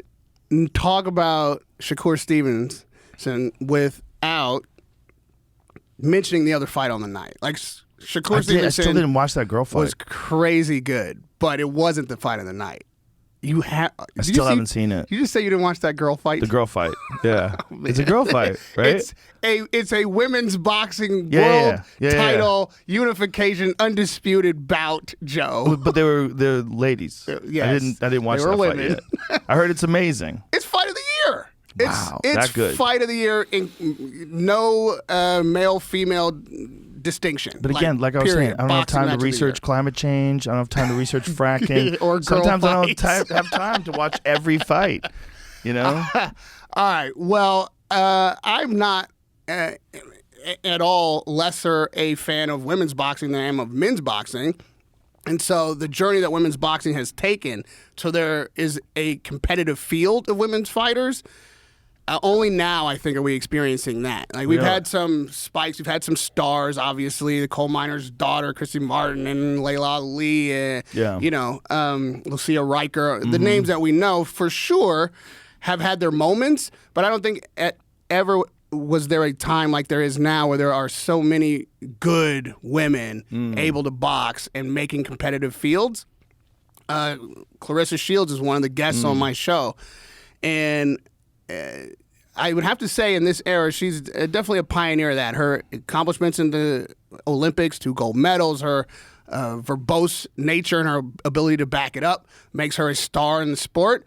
And it inspires another generation of women to be like, this is something that's open to me, a lane I can pursue. Yeah. These ladies, man, I'm telling you, Katie Taylor and Amanda Serrano put on as good a boxing match as any 2 guys could have ever hoped to do. To a sold-out, not the theater, the actual garden, sold-out Madison Square Garden, and every person got value for dollar that night. Damn. So we might be looking at a new era in boxing where, you won't be so cavalier about missing a women's fight like that. Like, these girls are, like, coming I'm to not perform. cavalier. I'm just busy. I try to watch as much as I can, but I've been overwhelmed the last few weeks. But I was always a fan of people that are good, and I don't care if it's women or men. I like watching girl fights in UFC. But there's a big girl fight this weekend, Carla Esparza versus Rose Namajunas. It's a giant girl fight for the strawweight title. Yeah, I'm pumped about it. Yeah, I watch as much MMA as possible, and to your point, if she was on the other foot, I probably missed a lot of very important MMA fights because I don't have time. And also, what is going on? Whose fault is this? Why is What's going on? I feel like why is it that every time there's a big boxing match on a Saturday, there seems to be just coincidentally a big UFC fight on that same Saturday? Well, this is May Cinco de Mayo weekend. Yes. Cinco de Mayo weekend. I'm thinking the boxing always has big fights. Yeah. They always have big fights. But here we are again with the UFC fight, same night. I know for a fact the UFC scheduled this a long fucking time ago, and they have because it's in Phoenix too. It's not even in Vegas or one of the places we go a lot. But we have been going to Phoenix. See, there's some places that still had restrictions, and so they stopped going to those places that still had restrictions. But the UFC puts on a big pay-per-view every month.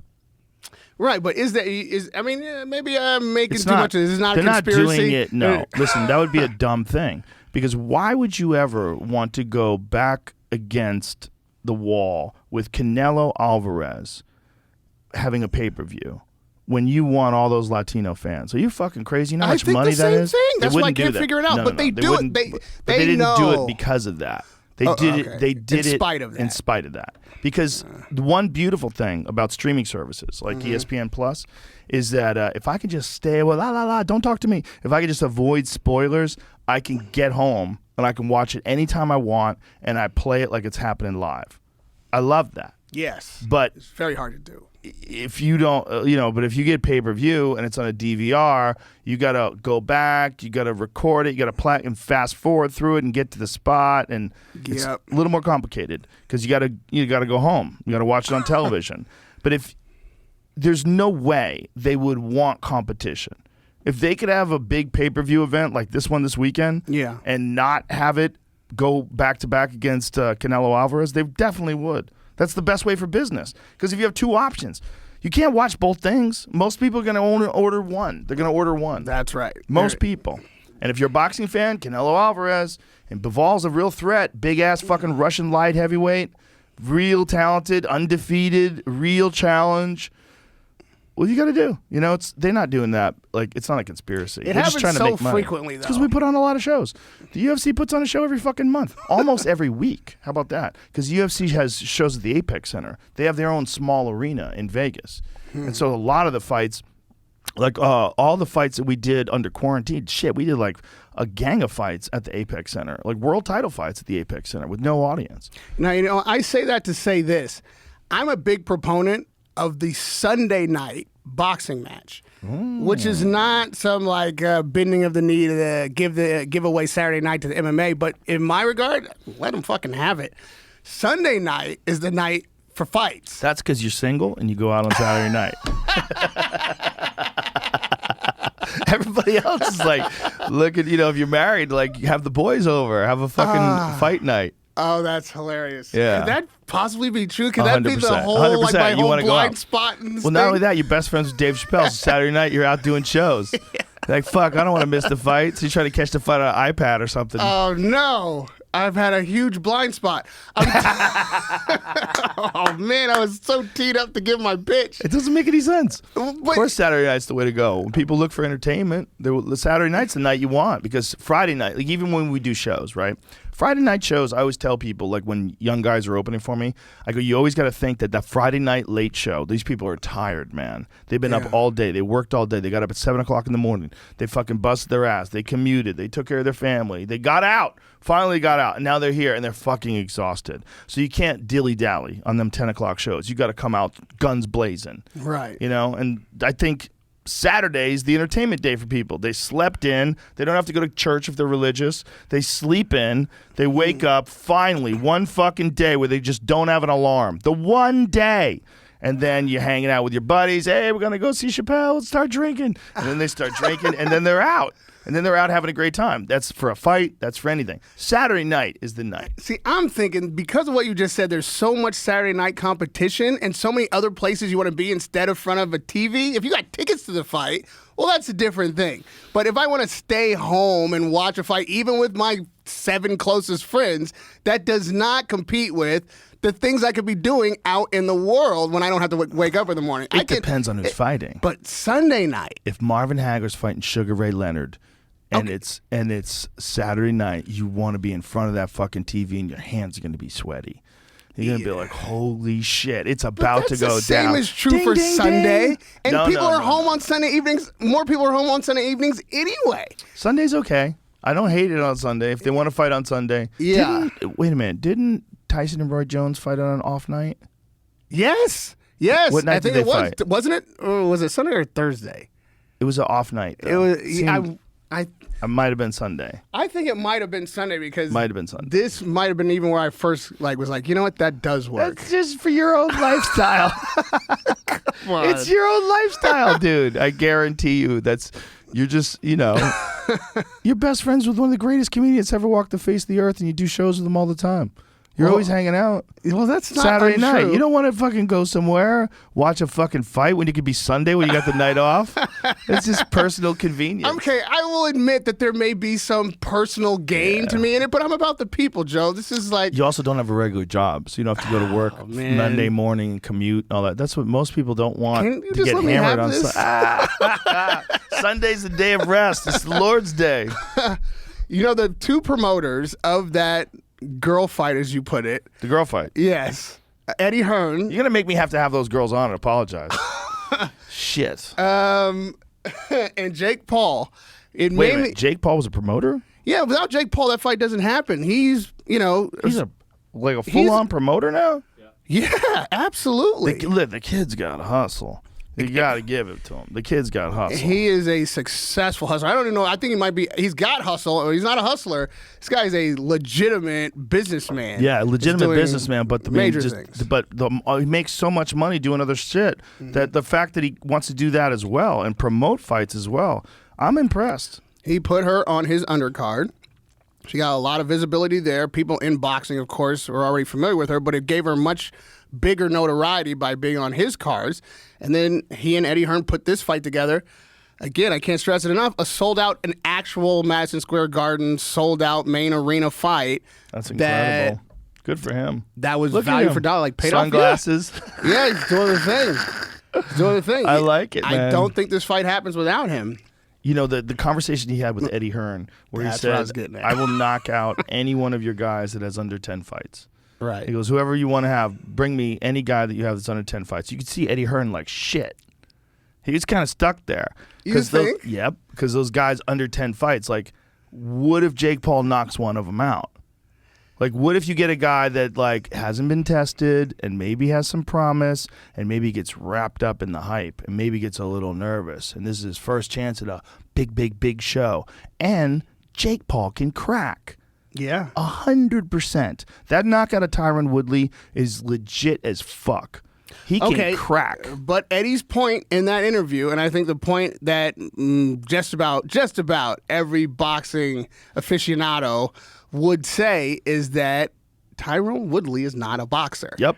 And nor was Ben Askren, who he knocked out as well. Right. We would have gotten some answers if Tyson Fury didn't get injured, or excuse me, if Tommy Fury didn't get injured leading up to that fight, because he was the initial opponent. So if he fought him, we would have got some real answers. And that would be an interesting fight. But agreed. And to your point, I saw people in boxing, when that fight seemed to actually was going to happen, start hedging their bets. Well, Fury isn't this, Tommy isn't that. I don't buy any of that. I think Tommy is absolutely a legitimate boxing opponent for Jake Paul. Entertain this perspective. If Jake Paul wasn't Jake Paul, if he wasn't this YouTube guy, he was just a boxer, and you see a boxer knock out the former UFC welterweight champion, not just the former, but one of the best ever, knock him out with one punch like that, you'd be like, oh, man, have you seen this Jake Paul dude coming up? He's fucking for real. Because nothing about watching him fight, to me, screams like he's in over his head. Nothing. He looks like a real boxer. He looks like a real boxer. He doesn't look like a guy who's attempting boxing. That's the difference. The feints, the foot movement, the way he lands shots.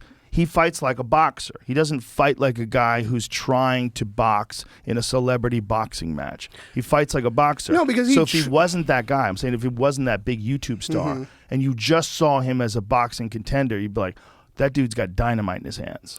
Okay, so there's 2 points to be made here. First of all, if a guy in his pro debut and the first 5 fights of his career are knocking out people whose names we know, you're absolutely right. That person is going to get a huge amount of attention, and everybody's going to be like, wow, who the fuck is this guy? But also, if a guy who is on the track to be somebody, who has potential from the Olympics, or he's got a great amateur record, we're going to turn this guy into somebody.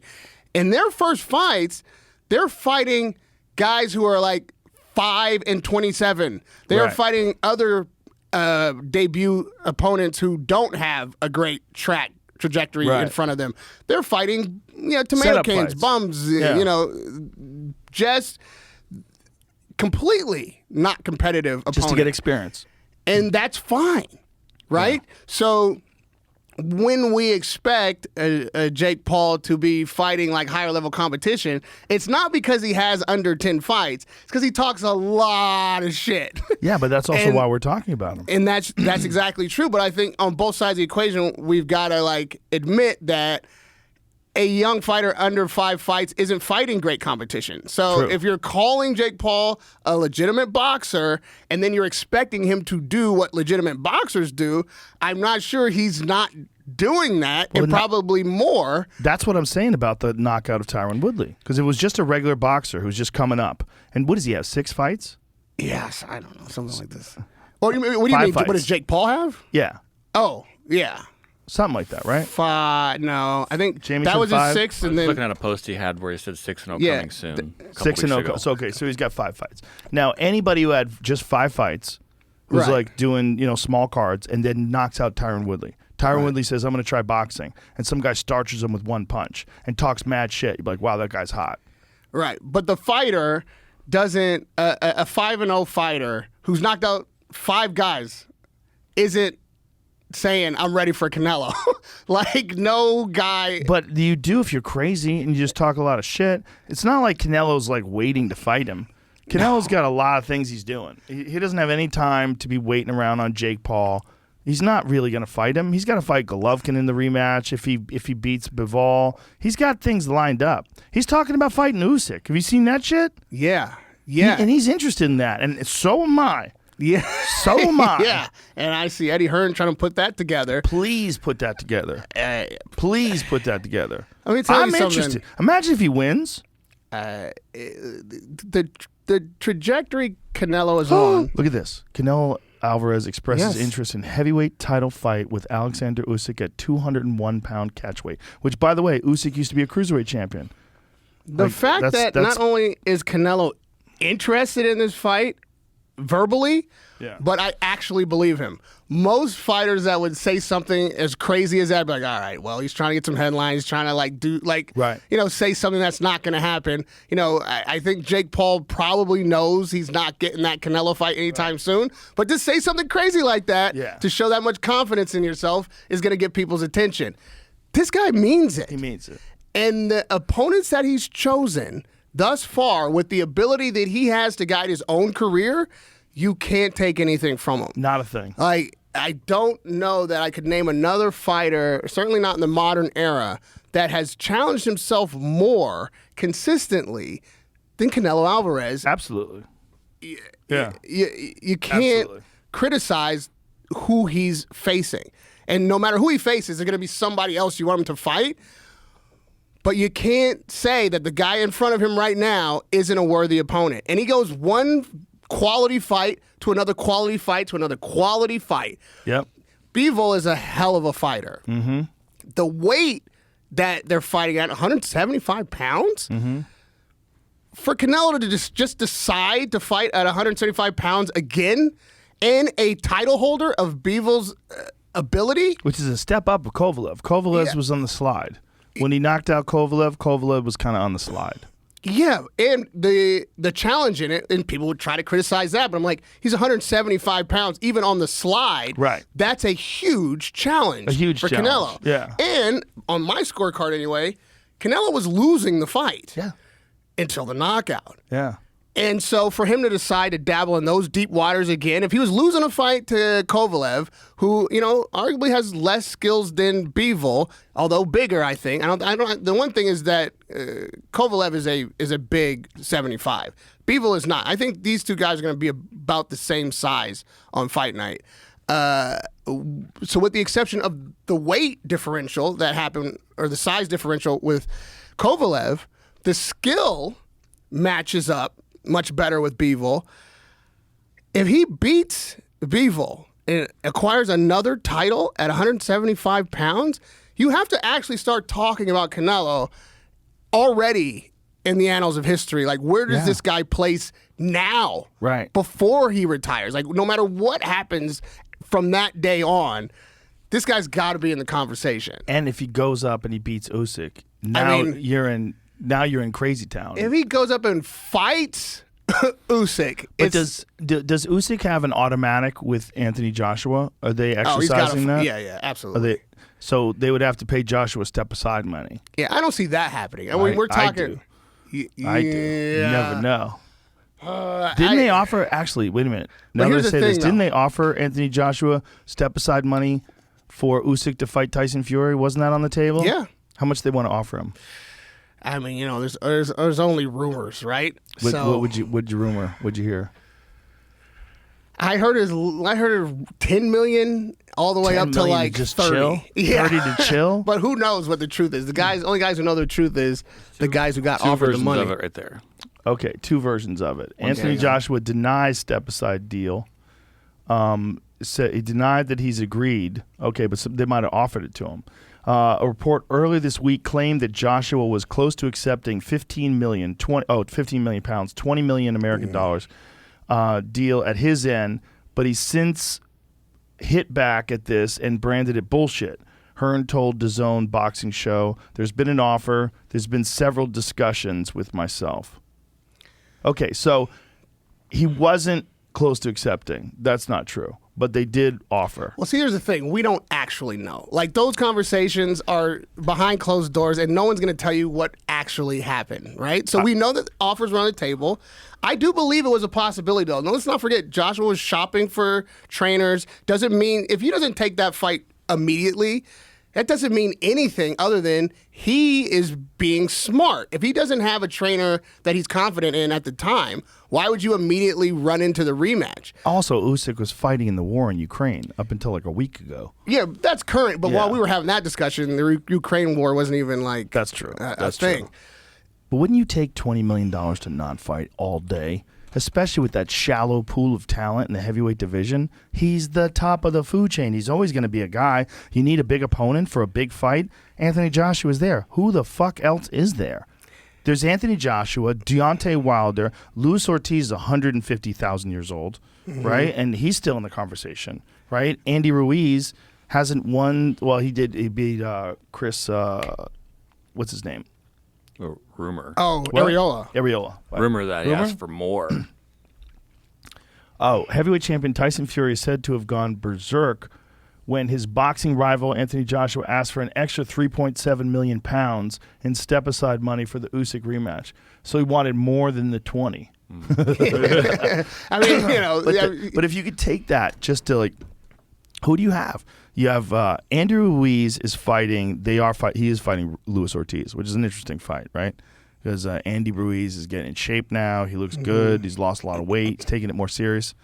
But Tyson Fury beat him, or excuse me, Anthony Joshua beat him in the rematch. That's just how it is. Yeah, like it he was had like his a moment in the clinical sun. beating. Yeah, he had his moment in the sun, and then he came back, and he also was like 380 pounds during the fight. It was yeah, crazy. he admitted that he didn't train, he didn't commit to that, Crazy. which is like the Crazy. cardinal sin of boxing. Like you being beaten in a heavyweight fight is not something to be ashamed of, unless the reason you were beaten is you didn't because you train. didn't prepare. Yeah, like which that's is a disrespect to everything the sport After means. the biggest victory of your life, changed your life. You knocked out the heavyweight champion of the world. Yeah. I mean, but my point is, Anthony Joshua is always top of the food chain. If he just takes $20 million, stays top of the food chain, got $20 million in his pocket, more time to train, more time to like whatever the corrections and changes this new trainer is going to give him, more time for those to set in, more time to recover.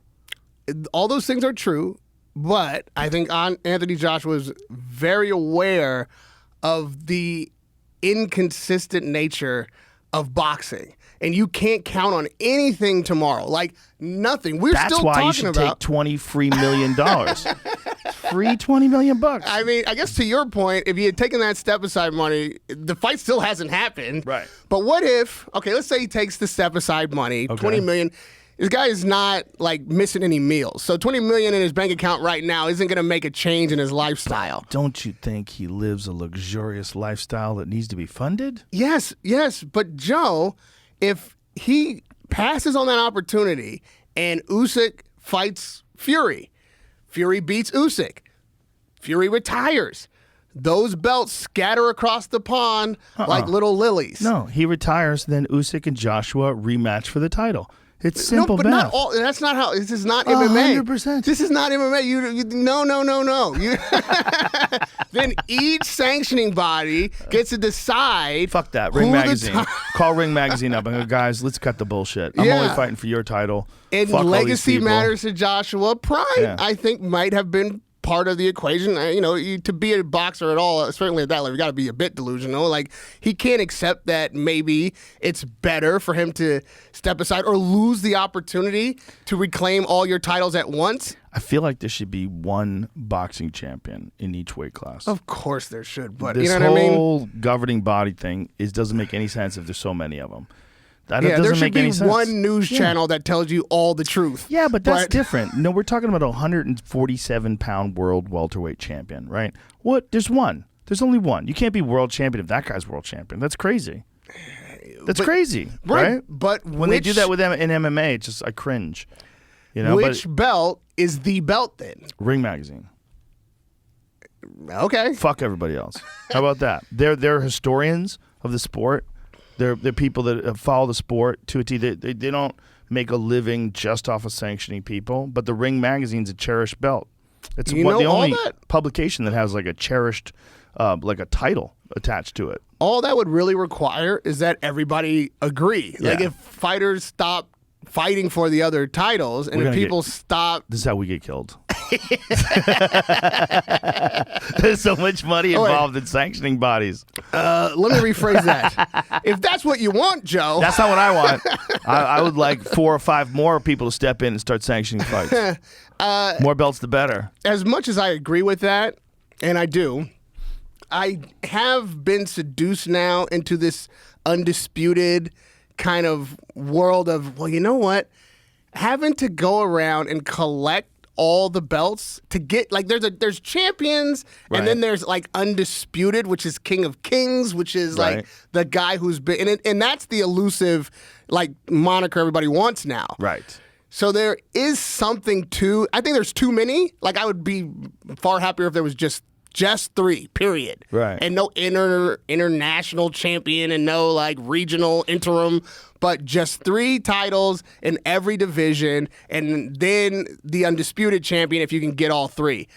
That might be something that's more doable, and I kind of like the idea that just winning one belt, beating one guy doesn't necessarily make you king of the division. I'm giving you an argument for your position on this. This is what I like. You can't have Usyk versus Joshua and Tyson Fury versus Deontay Wilder for heavyweight titles because they can't all fight each other. If there was only one heavyweight title, then those fights aren't heavyweight world titles. They have to be heavyweight world titles. Usyk versus Joshua 100% is a heavyweight world title fight. Tyson Fury versus Deontay Wilder is 100% a heavyweight world title fight. There you go. But you can't have those fights as world title fights if only one guy holds the heavyweight title. That's true. So- That's true. This is something like we had there what I like to call the Final Four of boxing when we thought that this thing was actually going to bottleneck and everything was going to work out perfectly. That was maybe the most exciting idea in heavyweight boxing. In decades. And you just can't trust boxing to get out of its own way and let a series of fights happen the way they should go. Well, there's still potential. I really think that Tyson Fury, like, I forgot who fucking told me that's how they were going to do it. I wish I could remember. But that Tyson Fury is going to give up his titles. I've retired. And then he's going to fight Francis Ngannou with the little gloves on, make a fuck pile of money, and then take a little time off, and then, I'm back. I changed my mind. I'd like to fight for the title again. But then what happens to that WBC title? Who gives a fuck? Let it float. Throw it in the river. Who gives a shit? Just keep moving. He comes back. Who gives a fuck who's got the title? Tyson Fury's back, baby. I've never been beaten. Okay, but do you agree that let's say Tyson Fury comes back and they don't reinstate him as the WBC heavyweight champion? They don't reinstate him. He fights for the title. He's the challenger. Yeah, but then who gives a shit? That title, like, who knows who's going to have that at that point? Who cares? He's only got to come back to fight undisputed. Like, you can't come back and fight for every belt but the WBC just fight for the WBC again. Listen, if Usyk and Joshua, let's say Usyk and Joshua fight, and this time Joshua wins. Okay, so Joshua beats Usyk. He beats him in the rematch and decides he's going to retire. Fuck it, I'm good. I'm done. And then Tyson Fury comes back and Joshua says, actually, I'm not retired anymore. Let's go. Neither one of them has a belt. Who gives a fuck? Who gives a fuck? I'll come up with the JRE World Championship and I'll fucking fund that. I'll fund that. It's a world title. We only have one fight, heavyweight division world title. It's for the JRE belt. You would think, but I think the legacy of it, the history of it would matter. Tyson Fury retired undefeated. Anthony Joshua revenged his 2 losses that he had. Revenged both of them. He's the world champ that retired. Tyson Fury's the other world champ.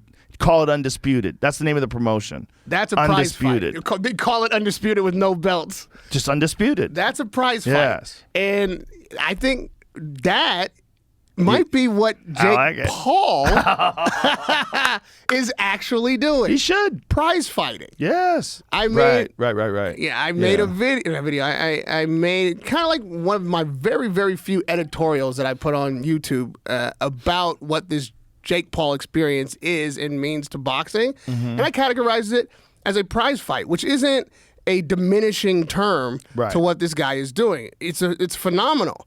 But to try to put him in the context of a traditional boxer who has taken the path of a career fighter in boxing and make what he's doing make sense in that context, you're always going to have like a screaming match on both sides because that's not really what he's doing. He's creating a revenue-based, attention-oriented audience for a spectacle that not anybody else, at least to this point, who isn't a traditional boxer, who hasn't built their legacy that way, has been able to do, right? Like you say that Tyrone Woodley fighting a guy who's under 5 fights and getting knocked out, well, that's going to put attention on the guy. But in that fight, Tyrone Woodley would have had to have been the draw. It wouldn't be this guy that we've never heard of. And they certainly wouldn't get those pay-per-views or sell out that building. Right.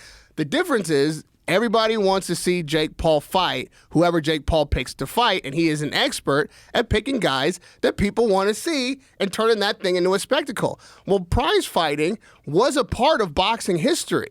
Prize fighting is something unto itself, and to hold that stage is something that I think should be regarded. That's like its own category. You're never going to convince boxing purists that Jake Paul is a boxer of any tradition, except prize fighting. If you can find a guy who can pack a fucking stadium, who can sell pay-per-views, who you want to see either win or lose, and facing a guy who's got a chance, well, that guy has created an audience for boxing that is not traditional, but is to be respected and is clearly worth a few hours on a Saturday night.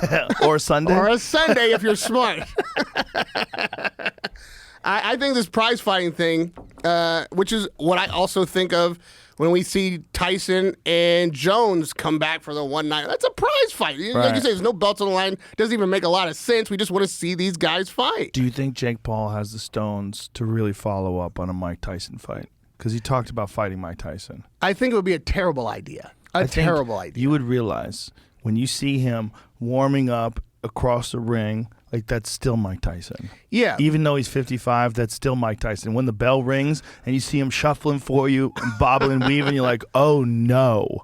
Yeah. Oh no. There might be a moment of reality there. I bet he can beat 30-year-old Mike Tyson for about 45 seconds. That's all he needs.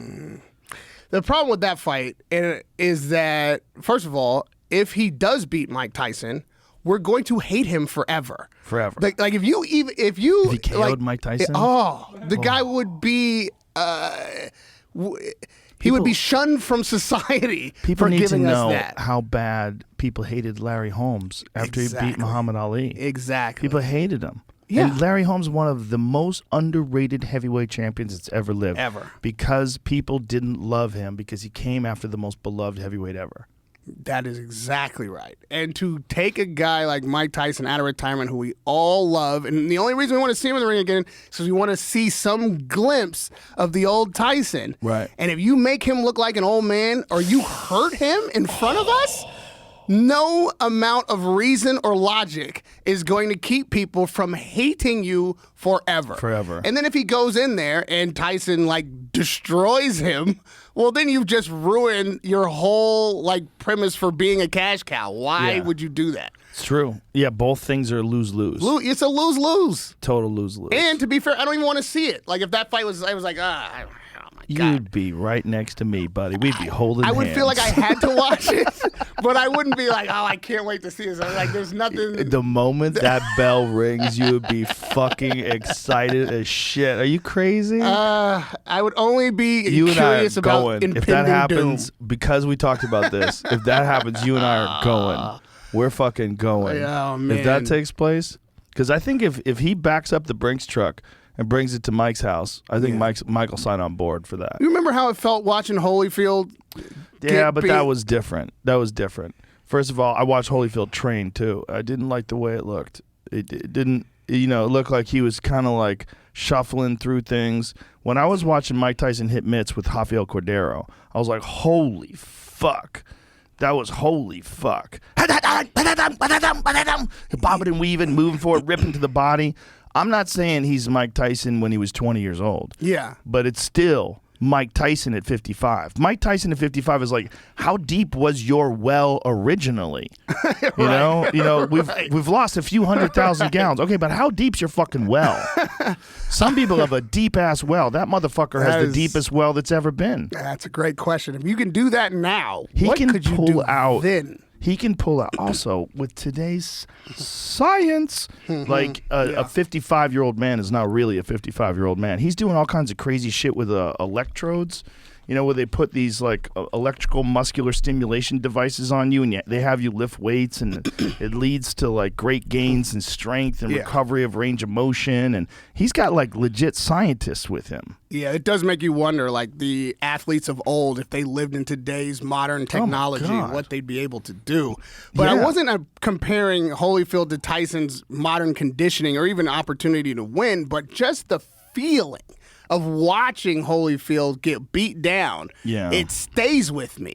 Yeah. Like, it's sad and it's infuriating, and I wish I never had to see that. And what we love about Mike Tyson and what gets you excited right now watching him train, I don't want that diminished. I want this guy to ride off into the sunset of life with us all being like, he still got it. Right. Yeah. So who would he fight then? He was supposed to fight nobody. Holyfield. Like, stop fucking fighting people.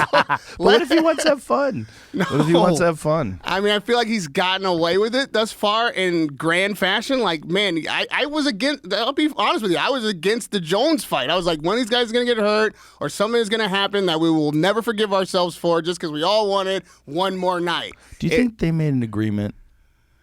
That it wasn't going to get... Yeah. Like, I think they may have said as much. Like, it wasn't a knockout kind of It seemed fight. like that was not on the table. Yeah, which is good. Thank God. Because they didn't promote it that way for obvious reasons. But if that was agreed to, which I think you're correct about, then thank God. Yeah. Well, it's not the right size anyway. Roy is just not the same size. As great as Roy was when he beat John Ruiz, he was one of the lightest heavyweight champions ever. Right. He was a 200-pound guy, and he was barely 200 pounds, and he's always known for being a super middleweight and a light heavyweight. That's Roy Jones. Mike Tyson's a fucking heavyweight, a real heavyweight. He was 190 when he was 13.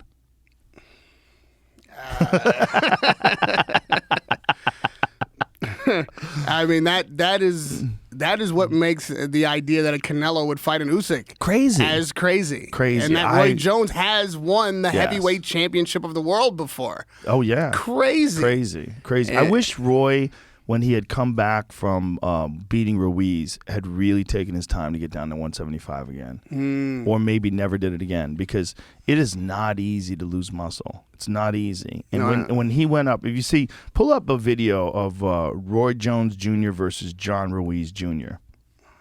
Because John Ruiz, the quiet man, he was, he was a legit heavyweight champion. He was a big guy. And Roy was quite a bit smaller than him. And not an ounce of fat at 200 pounds. Now, if he had to go back down and fight at 175, what is he losing, man? I mean, he's losing muscle. There's just no way he's not going to lose muscle. I think he weighed in, if I remember correctly, like 201 or some shit like that. He was real light. But you see Roy's like considerably muscled up. He looks great. Yeah. Let's not forget, he's also not 23. Like, this... For the guy to have had the career he'd already had, and now be challenging for a heavyweight title, crazy, and winning it, crazy, and going away, and against like a guy. Look at John Ruiz, hit him with some big shots. John Ruiz is no pushover. Yeah, they were going after it. John Ruiz was a legit heavyweight fighter. I mean, a legit world champion. So to go from this fight, which also here's another thing. You know, like every fight you're in, like you see Ruiz clipping him with a big right hand there. Every fight you're in takes something off. Yeah, every fight, absolutely. every war takes something off. When you move up multiple weight classes above your natural weight class and then fight for a heavyweight title, that fight's going to take a lot off. The shots you get hit with by a heavyweight, they take a lot off. Yeah. And then you drop down to weight to 175. You got to dehydrate the shit out of yourself. I remember when I watched him fight Antonio Tarver, I was looking at his body and I was like, man, he looks smooth. He doesn't look like he used to look. He used to look shredded at 175. And I think that sometimes the struggle of getting down in weight is the juice is not worth the squeeze. Guys' bodies just get so weakened by it. You can't maintain like striated muscle mass, and it didn't look good. He didn't look like he was a coiled spring ready to go, like when he fought James Toney.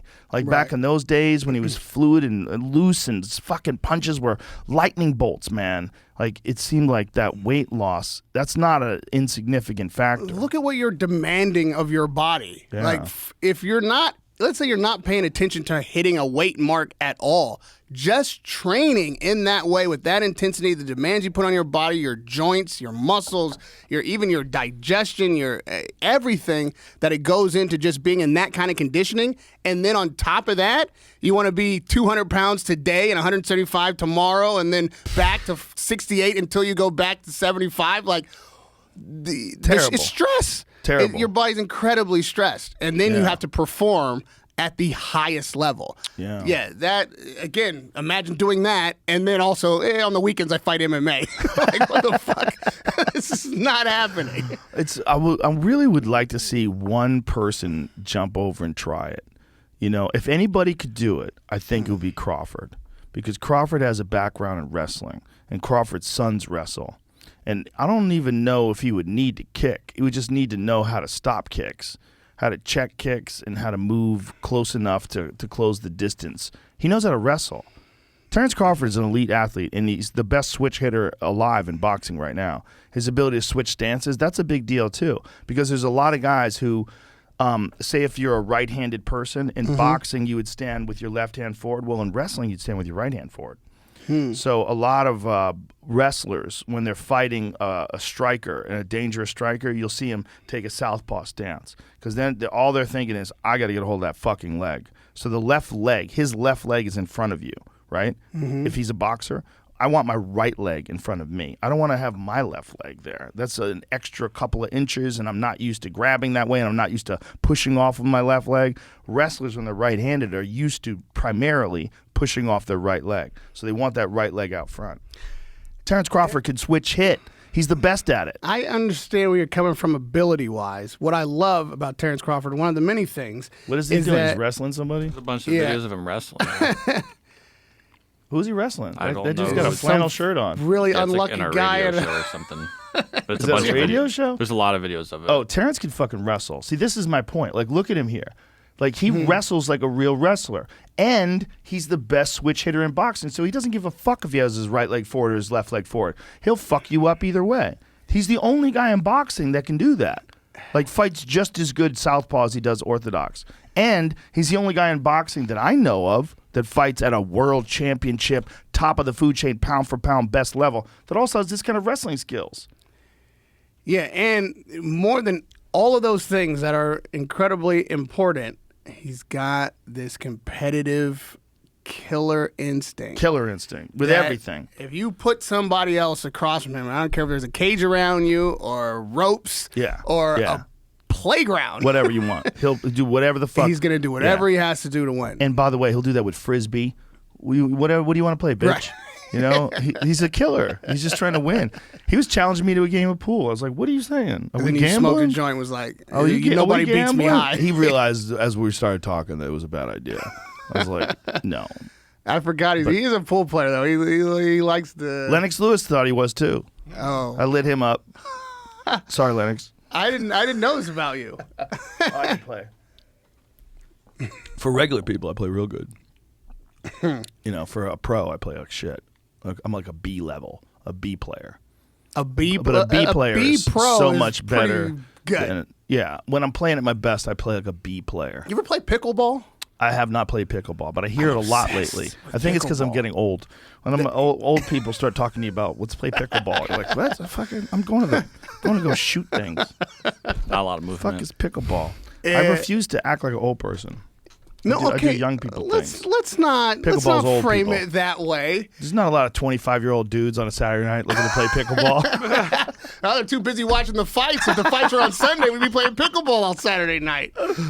I just didn't even know what pickleball was until a year and a half ago. Yeah, I played it at a friend's house, and Is I your friend didn't in know the retirement community? No.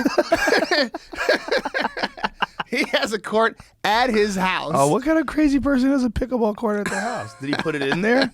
Yeah, he installed it, Oh, that's and all his hilarious. friends go and play. And I was fortunate enough to get invited over, and I've been obsessed ever since. It's like, I like tennis too. You know what, Joe? If I weren't covering boxing, the only other sport that I really love is tennis. I don't play it at all because kidding. it's too fucking hard to be because I'm so young. rough on the running knees. back and forth. Yeah, Rough on the knees. but yeah, the pickleball was a welcomed sport that was close enough to tennis that I could play it and have as much fun. I'm not. Don't get into the old man shit.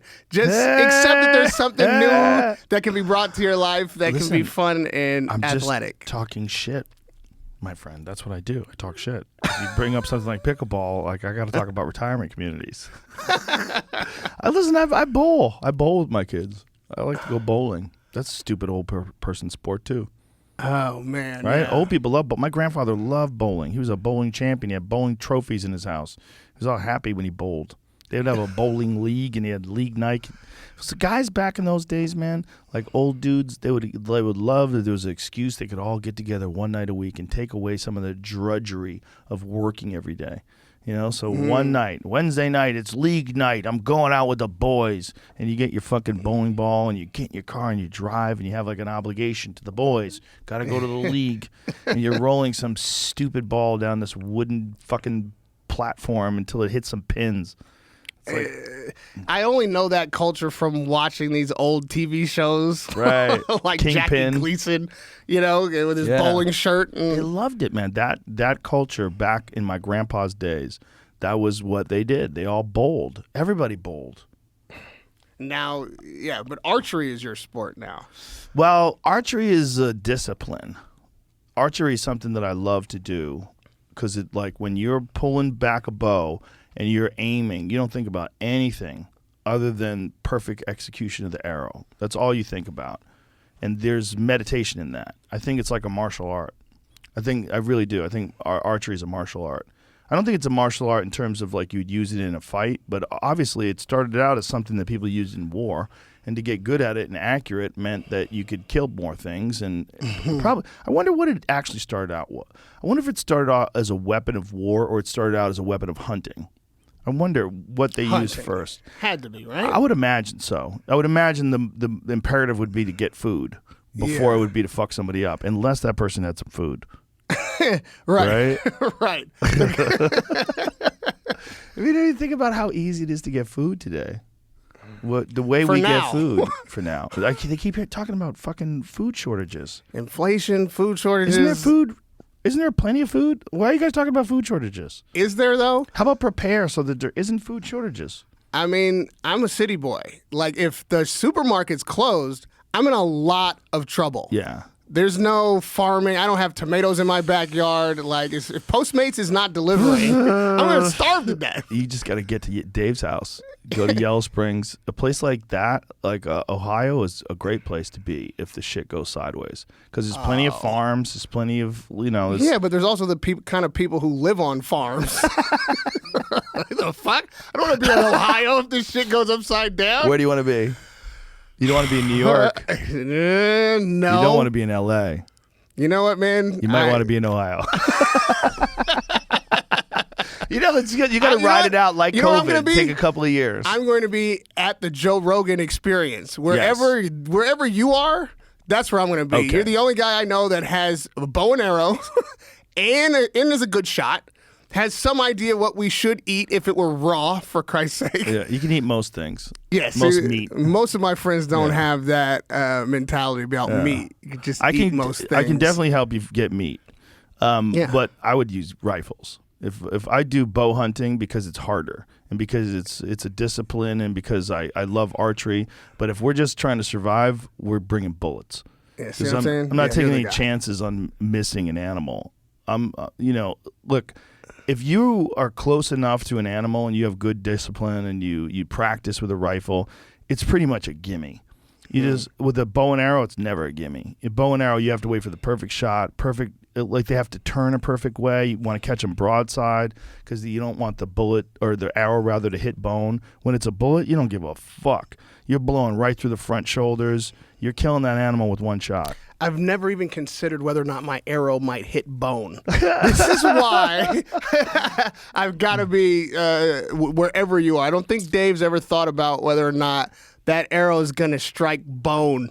Like, you know, You have to. You have to roast use a the right rabbit. arrows, too. I You use probably heavy got arrows. enough elk meat in your freezer to last us right through the apocalypse. You probably wouldn't even have to go out. I got about a year's worth of meat right now. Yeah.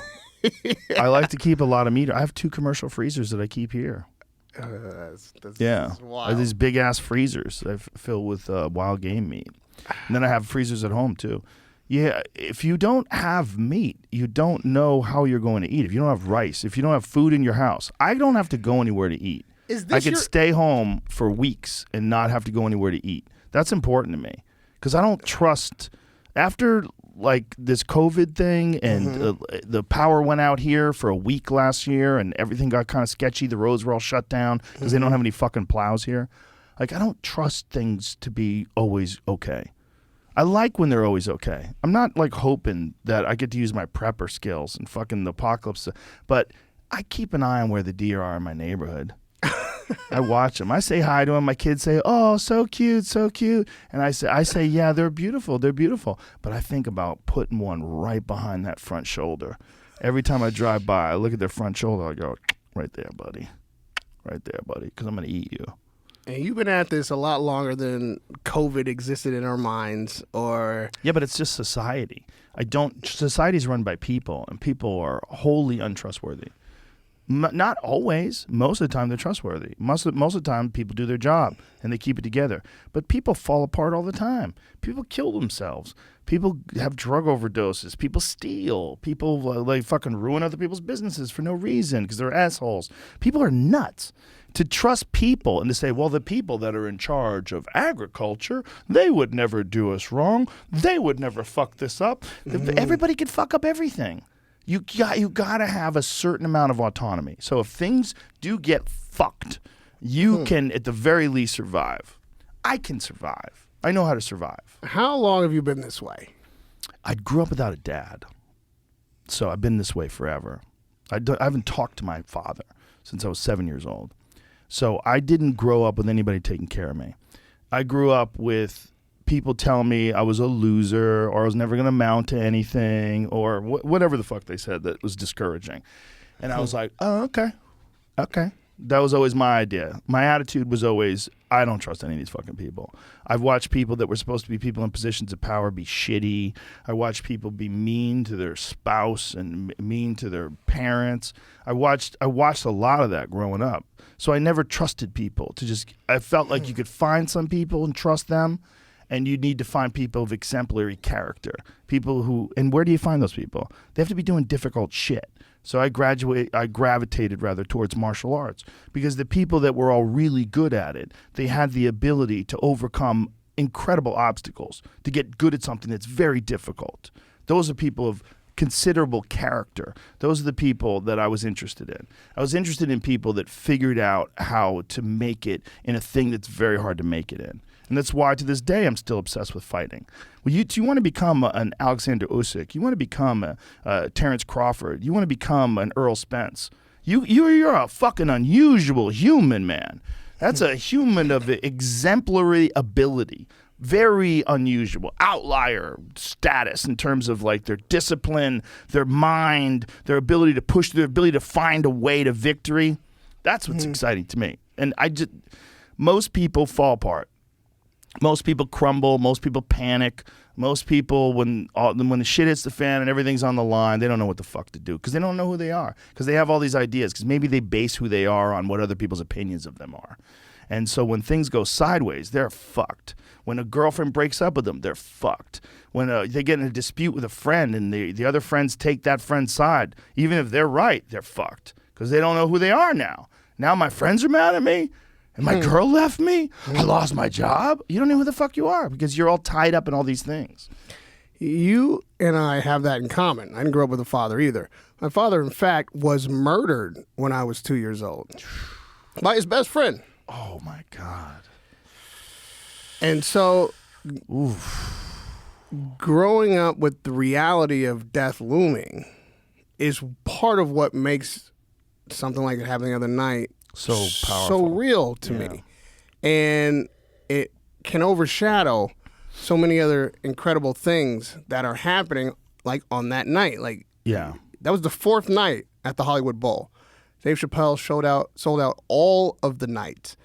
That happened right before Black Star came on stage to rap some of their album, the first album back after 24 years. All that was happening that night. The people that were on the side stage, that's because they all showed up to see Dave, see Black Star, to be a part of that moment that Dave created there in that building. And some it's hard for me to even characterize this individual, was willing on that one moment to take it all away from us. You know what a lot of this is? I mean, with that guy in particular, there's people that are left out in society. And that's a guy that was left out in society. That was a homeless guy. I mean, a homeless guy who's non-binary, calls himself they, them on his Twitter. Like, to be a part of any group is so special. And to be a part of a group that's united against someone who he probably never even watched a special. He doesn't have a fucking TV. How's he going to watch it? He probably just hears Dave Chappelle's transphobic, so he's going to attack him. And to get the love of those people, if you actually did it, you know how much love you would get if you went and attacked this person, you know? For attention, for some attention. kind of validation. Oh, my life means something now. Exactly. Because I ripped this life away from everyone else. Because look, you were very fortunate that when your father died, you made it through and became a great adult. But many people have horrible things happen to them along the way, and then they find themselves homeless, they find themselves drug addicted, they find themselves falling apart. Like, we have a whole sea of possibility of potential bad results and good results in all of our communities, but nothing like the homeless community. The homeless community is almost 100% bad results. Yeah, and it all comes down to how you deal with that adversity. The way you describe your father not being in the home and what that did to your young psychology, well, that sets you on a trajectory. That sets you on a course. Didn't mean it was going to be sustainable. Like, I'm sure you've had many moments in which you had to find your resolve. Is this really, can I do another day of this? Can I find my way in the world in spite of this and that and the accumulation of trauma and challenges? That's also what my show is about. That kind of thing. Like, the difference between Joe Rogan and a guy right out by the lake in a tent might be one choice. Right. One thing that he couldn't overcome that made the difference between millions and millions and millions of people listening to the Joe Rogan Experience and this guy begging for food outside of a tent in a lake in Austin. Yeah. I think a lot of it is exposure to dangerous drugs. Like, some people, they when they do need an escape early on, they have close proximity and they have exposure to something like fentanyl. And they get something that they get hooked on, something like heroin. They get hooked on it, meth, hooked on it. And then, you know, some people do break through from that and actually even wind up being athletes. You know, there's been guys in the UFC that were elite fighters that fought that had fucking overdoses and had to be resuscitated. They were dead. They'd be brought back.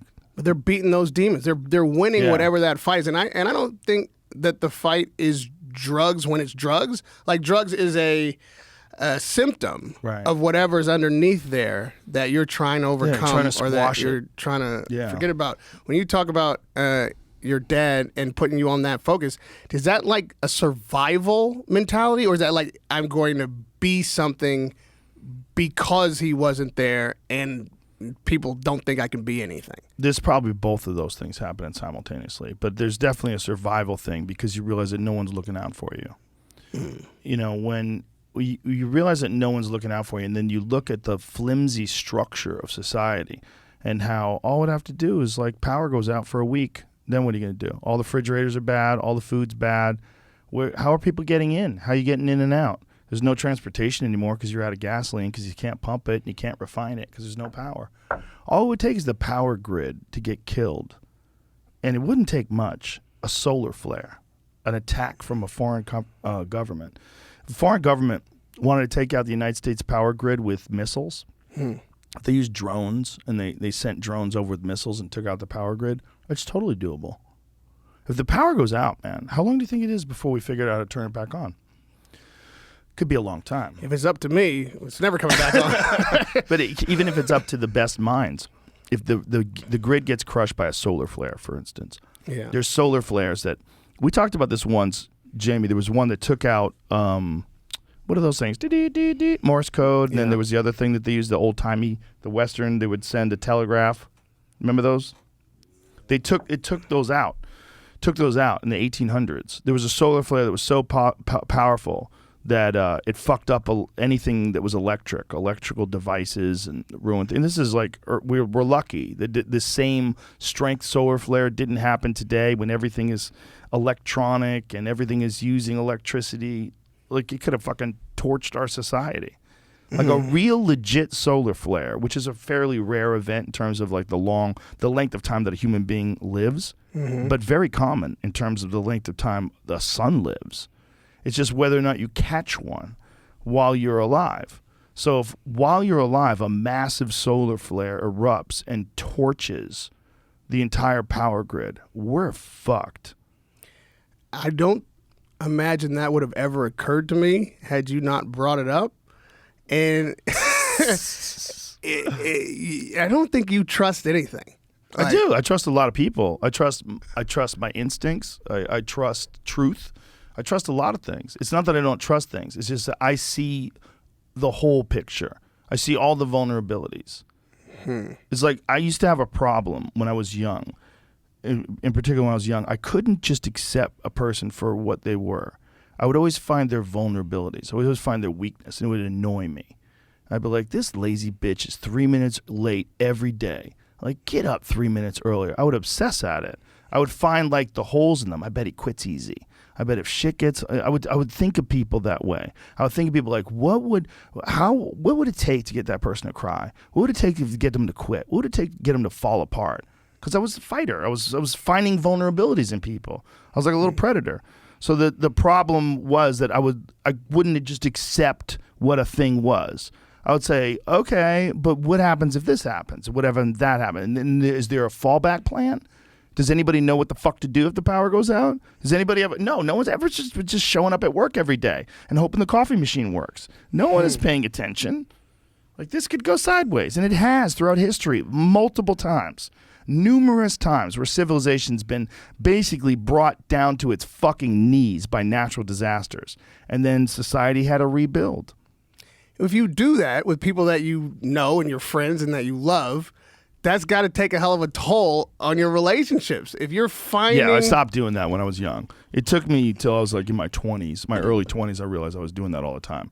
I would pick on people for what they did that was like lazy and weak. It would drive me crazy because I hated it in myself. Dude, I was so crazy when I was young that I was married to the idea that pleasure was weak. Like I had to figure out a way, like when I was like in my teens, that I didn't feel like a pussy because I wanted to have sex with a girl instead of training. I literally had to put it in my head that like the idea that pleasure wasn't bad. I felt like pleasure was weak because it was like weak. It was too easy to slide into. Anybody could have pleasure. You could go have pleasure. Oh, great. What's difficult to do? It's difficult to train hard, and it's difficult to fight. It's difficult to go out there and win. And that's what you should think about, not getting your dick sucked and fucking and all that stupid shit. No, you should only be thinking about fighting. Is that because fighting is discipline Yes. and pleasure is giving into It's a weak. desire? Oh, you gonna take a nap afterwards? Is that shit? It's so dumb. I mean, so contrary to the way I think now. But I remember very clearly when I was young thinking that. What changed it? I just got smarter. I realized what was wrong with the way I was thinking. Because I'm always editing not editing. I'm using introspective thinking on my own life. On my own, like if I have an interaction with someone, like if I have a disagreement with them, I always want to like, okay, I don't want to believe that I was right when I was wrong. Like I need to know, what the fuck did I say? How did I say it? Could I have said that better? Maybe they misinterpreted it. I always want to know. Like whenever it's like I had a conversation just yesterday with a good friend of mine, and we were talking, and he was telling me about the story. I go, okay, do you know for sure that that's how he took it? Like maybe he took it this way. Did you ask him this first? Did this like I want to know? Did you do this work? Are you just assume you want to call me and tell me that you and this guy got in an argument because you want me to tell you you're right? Or do you want my actual opinion? And the only way I want to get my actual opinion is I need to know what your opinion is. And the only way I can trust your opinion is if you've looked at your own self. So if you tell me I got in a fight with this guy, man, I sat down, I thought about it. I was like, okay, was I being a dick? What did I do wrong? And then I thought, well, no, because he knew this, and I know he knew this because he brought this up. So maybe I didn't explain myself right, and so then I'll think about how I explain myself.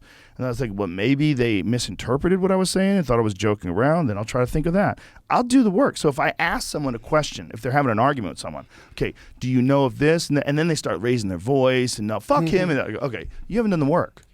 So you don't even, so you're so attached to being correct here that you're ready to dig your heels in the sand and then fight for your side, regardless of whether or not it's correct. That's Twitter. That's Twitter in a nutshell. That's what people do. That sense of certainty is something that does come with youth. I had it. Yeah, of course. I had anger issues. Yes. I wasn't a provocateur or a aggressive. I wasn't a bully, but I had like a very, very thin line between totally cool with this and I'm ready to kill anybody that's involved in this. Yeah. There's no yellow light, right? That's also not being protected when you're young. That's a lot of that comes from. And also make that connection. Exposure to violence while in the womb. Right. Yeah, that's what's really crazy. Michael Irvin told me that once on a fucking flight to Australia. He was on a flight to Australia, just randomly, same flight. And he was going over there for a football thing, and I was going over there for the UFC thing. And we were talking, just because a fucking 16-hour flight, we're just hanging out in the galley, chit-chatting. And he's telling me about these guys that he works with that are experiencing, these guys came from an environment where their mother was exposed to violence in the womb. So they're getting hit or they're seeing violence and the cortisol level rises, and it's literally preparing the fetus for a violent world. So those guys come out of that world and they have a shorter fuse, quicker to violence, and a lot of these guys wind up playing football.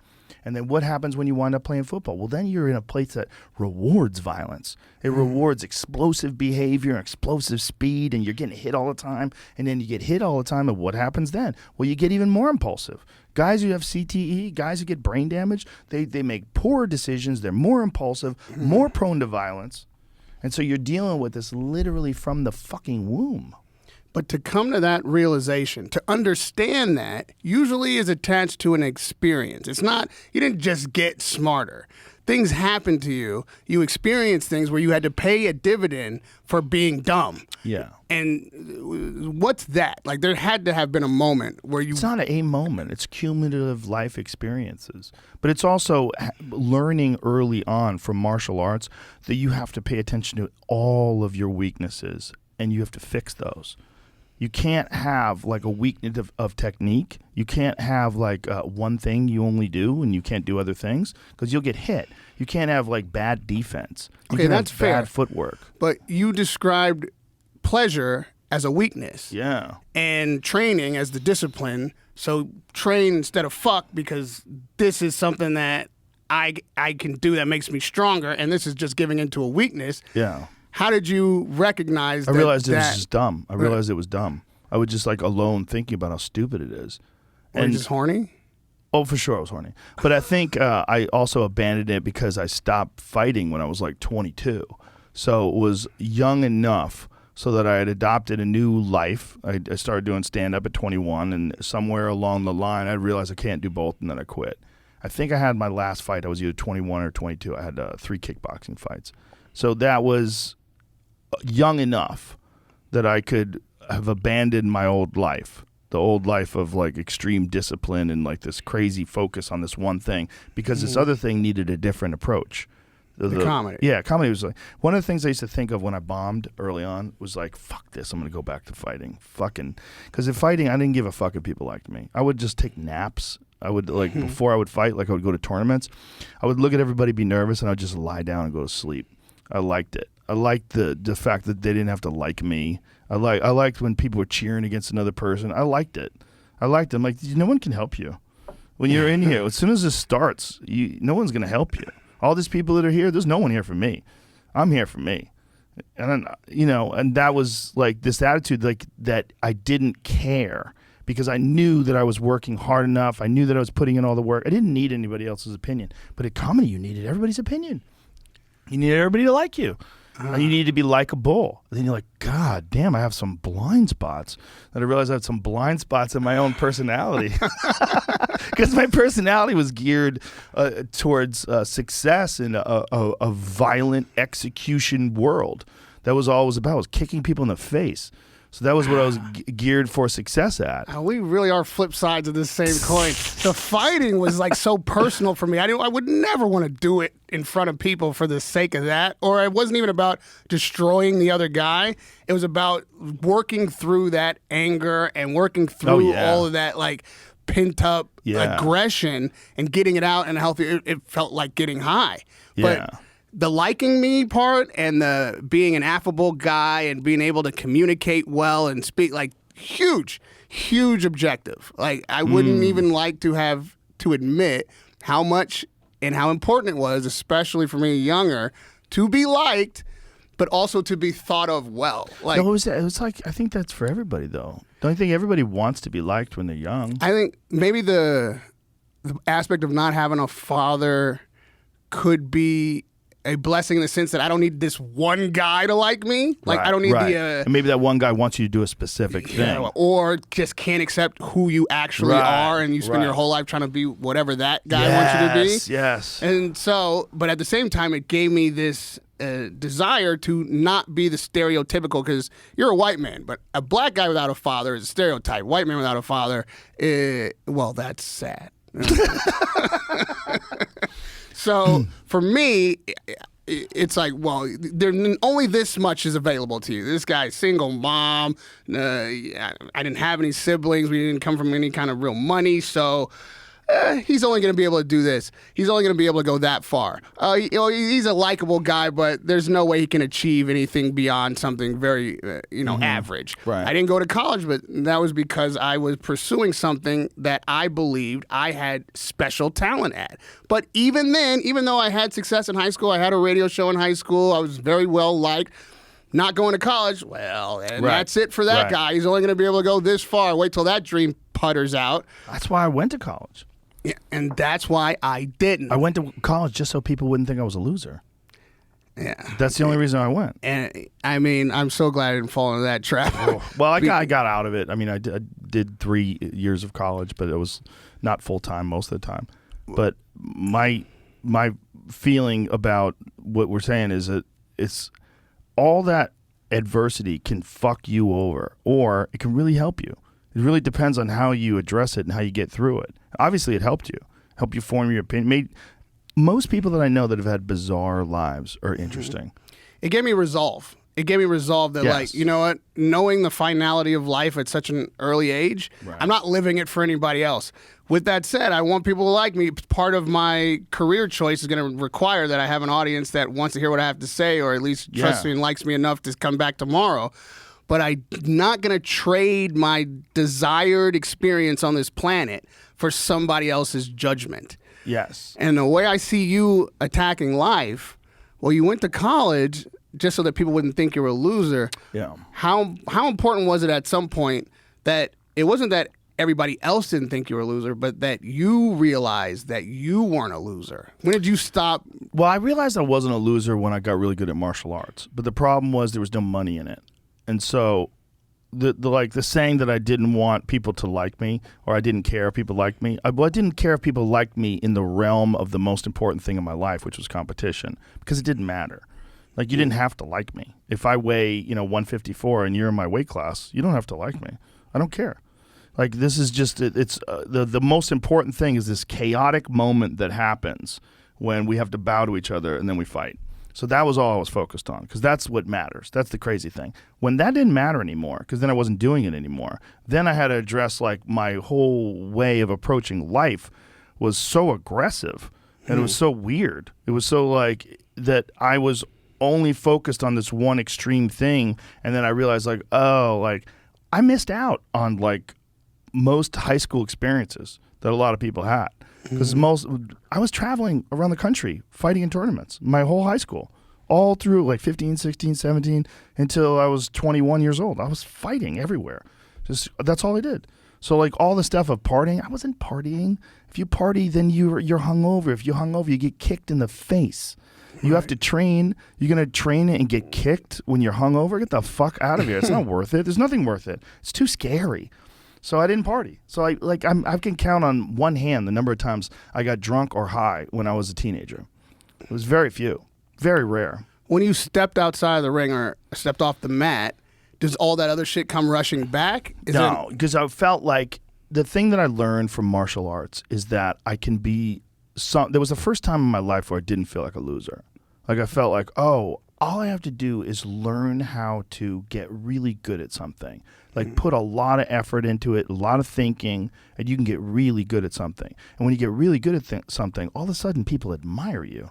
So instead of being a loser, you know, when I was like 4-time Massachusetts state champion, and I would enter into this weight class, and I would see people like get upset that they were going to have to fight me. I'd be like, "That's right, bitch. Here it comes." Because it was, for me, it was exciting. Like I was a somebody now. I was something. Right. You know, and it's like when you don't have anything, and then all of a sudden you become a something. Like you realize, like, oh, what did I do? How did I get here? I found a thing. I found good instruction. I found good training partners, and I fucking fully, completely dedicated my whole life to it. So although like my approach to it was so aggressive and probably not healthy in the realm of the rest of the world, like what I learned from that though is that by completely focusing on one thing, you can get better at it. And you're not a loser. You're just someone who you haven't done anything yet.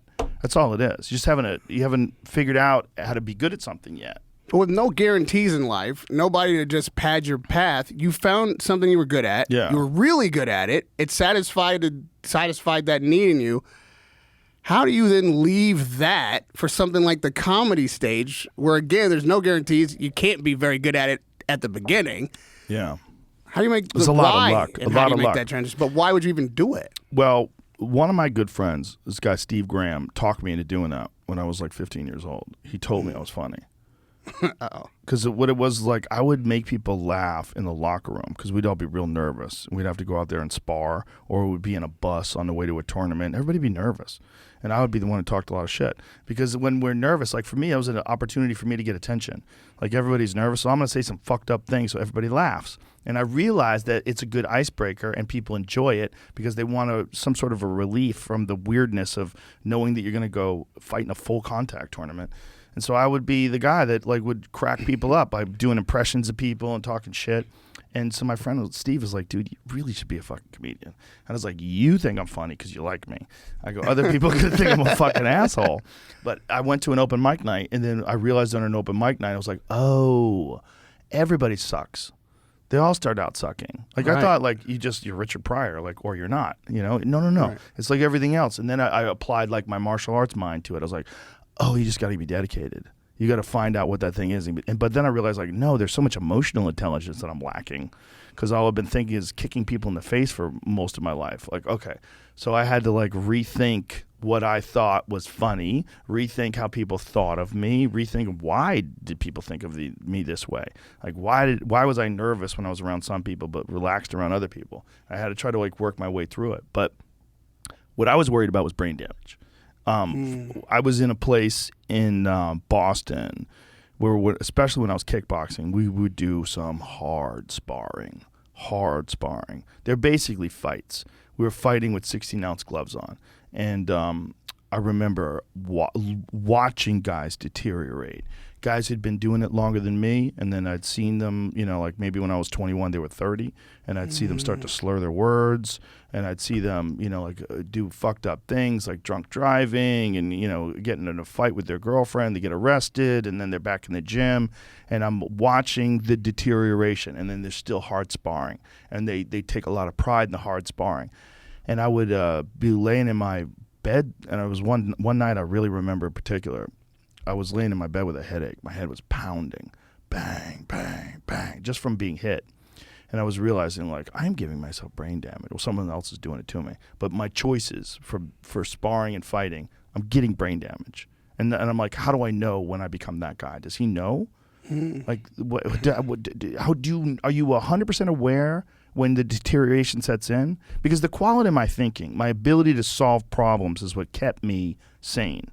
My ability to like work my way through things, my ability to obsess at things and figure out how to get better at them, that was the only thing that brought me any joy. And all of a sudden, that's going to go away. And I'm relied on what? Only my physical gifts? But what about my mind? Am I going to have a hard time communicating? The quality of my thinking is going to suffer based on my choices? And then I started really thinking about it. I was like, I can't keep doing this. And thank God, for me at the time, there wasn't a viable professional option. Because if there was a professional option for fighting for me, like I thought about boxing. One of my good training partners actually became a middleweight boxing champion in New England, Dana Rosenblatt. He was a good training partner of mine. We sparred a lot. And he went on to beat Vinny Pazienza. He beat Howard Davis Jr. He knocked out Howard Davis Jr. He was a legit pro boxer. And when we started out together, he was a kickboxer. And he had made a career in boxing. I was like, man, but that's, fuck. I just knew that road was fraught with peril and there wasn't a clear path. It wasn't like when I was starting out doing Taekwondo where there was a clear path. Like I wanted to get into the Olympic Games. There wasn't a clear path with boxing or kickboxing. That's probably what saved me. Because if it was a clear path, I would have just dedicated myself to being a fighter and I would have never become a comedian. Did you mourn it when you had to step out of the ring? You mourn the excitement, the fear of competition, and then the fucking exhilarating feeling of victory. The exhilarating feeling of victory is wild. When you're at home and you're like looking at this gold medal, you're like, holy fuck, I did it. So for me, the person who was, like I said, I felt like I was a loser like most of my life until I was like 15 or 16. I started getting good at martial arts. I was like, oh my God, I'm good at something. And this insecure feeling like a loser was replaced with this feeling of like accomplishment and confidence and just a good feeling that I didn't really have in any other way in my life. I didn't have that good of a feeling, the feeling of accomplishment, of victory. So I was going to do everything it took to keep that feeling. So that feeling was my new friend. So that feeling was like, what does that feeling need to keep it going? Oh, it needs me to train every fucking day? Good. I trained every fucking day. I was teaching. I was teaching at Boston University when I was 19. I was teaching an accredited Taekwondo course. Yeah. I won the American Open by then. I'd won the state championship 4 years in a row. I was all in. That's all I did. Did comedy give you some of that feeling back? No, comedy kicked me right in the dick and taught me comedy doesn't give a fuck how good you are at kicking. Like, comedy wants you to be funny. And so it was a completely new challenge that made me like rewire what I thought was necessary. Like, it's not just effort. It's intelligent effort. Like, just effort, like just, I'm just going to write all the time. No, you have to think. You have to think. You can't just write. You can't just perform. You have to think about what are you performing. You have to create your own material. Because comedy is one of the weird things where, like, comedy makes you are a writer, you're the producer, you're the editor, and you perform it. You have to do the whole thing. I'm like, oh God. Yeah, it's so difficult. But not unlike fighting. Well, you gotta punch, you gotta defend, you have to have footwork, you gotta be able to grapple a little bit, you gotta be able to win in the clinch, you gotta remember your game plan, you gotta best the other guys. When you step off the stage and you killed, or you got the lash or the bit worked, is that comparable to winning a match? No, not even close. Not even close. It's just normal. It's normal. Like, you don't think about it too much because you think, got another show tomorrow night. Get the notes out. Enjoy it. That was fun. That's great. But I almost don't. Like, the more successful I get, the less it's extraordinary. And the more it's just like, that's what you're supposed to do, stupid. Get back to work. But, like, fighting was always like, holy shit. Like, I remember going back to my house and sitting in my room after a big tournament, like looking at a medal going, what the fuck, man? And then I had, like, VHS tapes. So I'd watch, like, a VHS tape of me kicking someone's head off and go, what the fuck, man? You're watching your VHS tapes instead of porn because I had porn too, but it just seemed fake. It seemed like, because the stark contrast between being a loser and being a winner was like so immediate. Because it was like, I was a loser when I was 13, I was a winner when I was 16, and I was winning all the time. It's like, this is crazy. And luckily, I had physical talent, like just natural. Born with a certain amount of physical abilities. So that, like, when I learned, I didn't just learn, I was really fast. And I could hit really hard. It was unusual. So I'd found a thing, and it wasn't just a thing that I could focus on. It was also a thing that I had gifts for.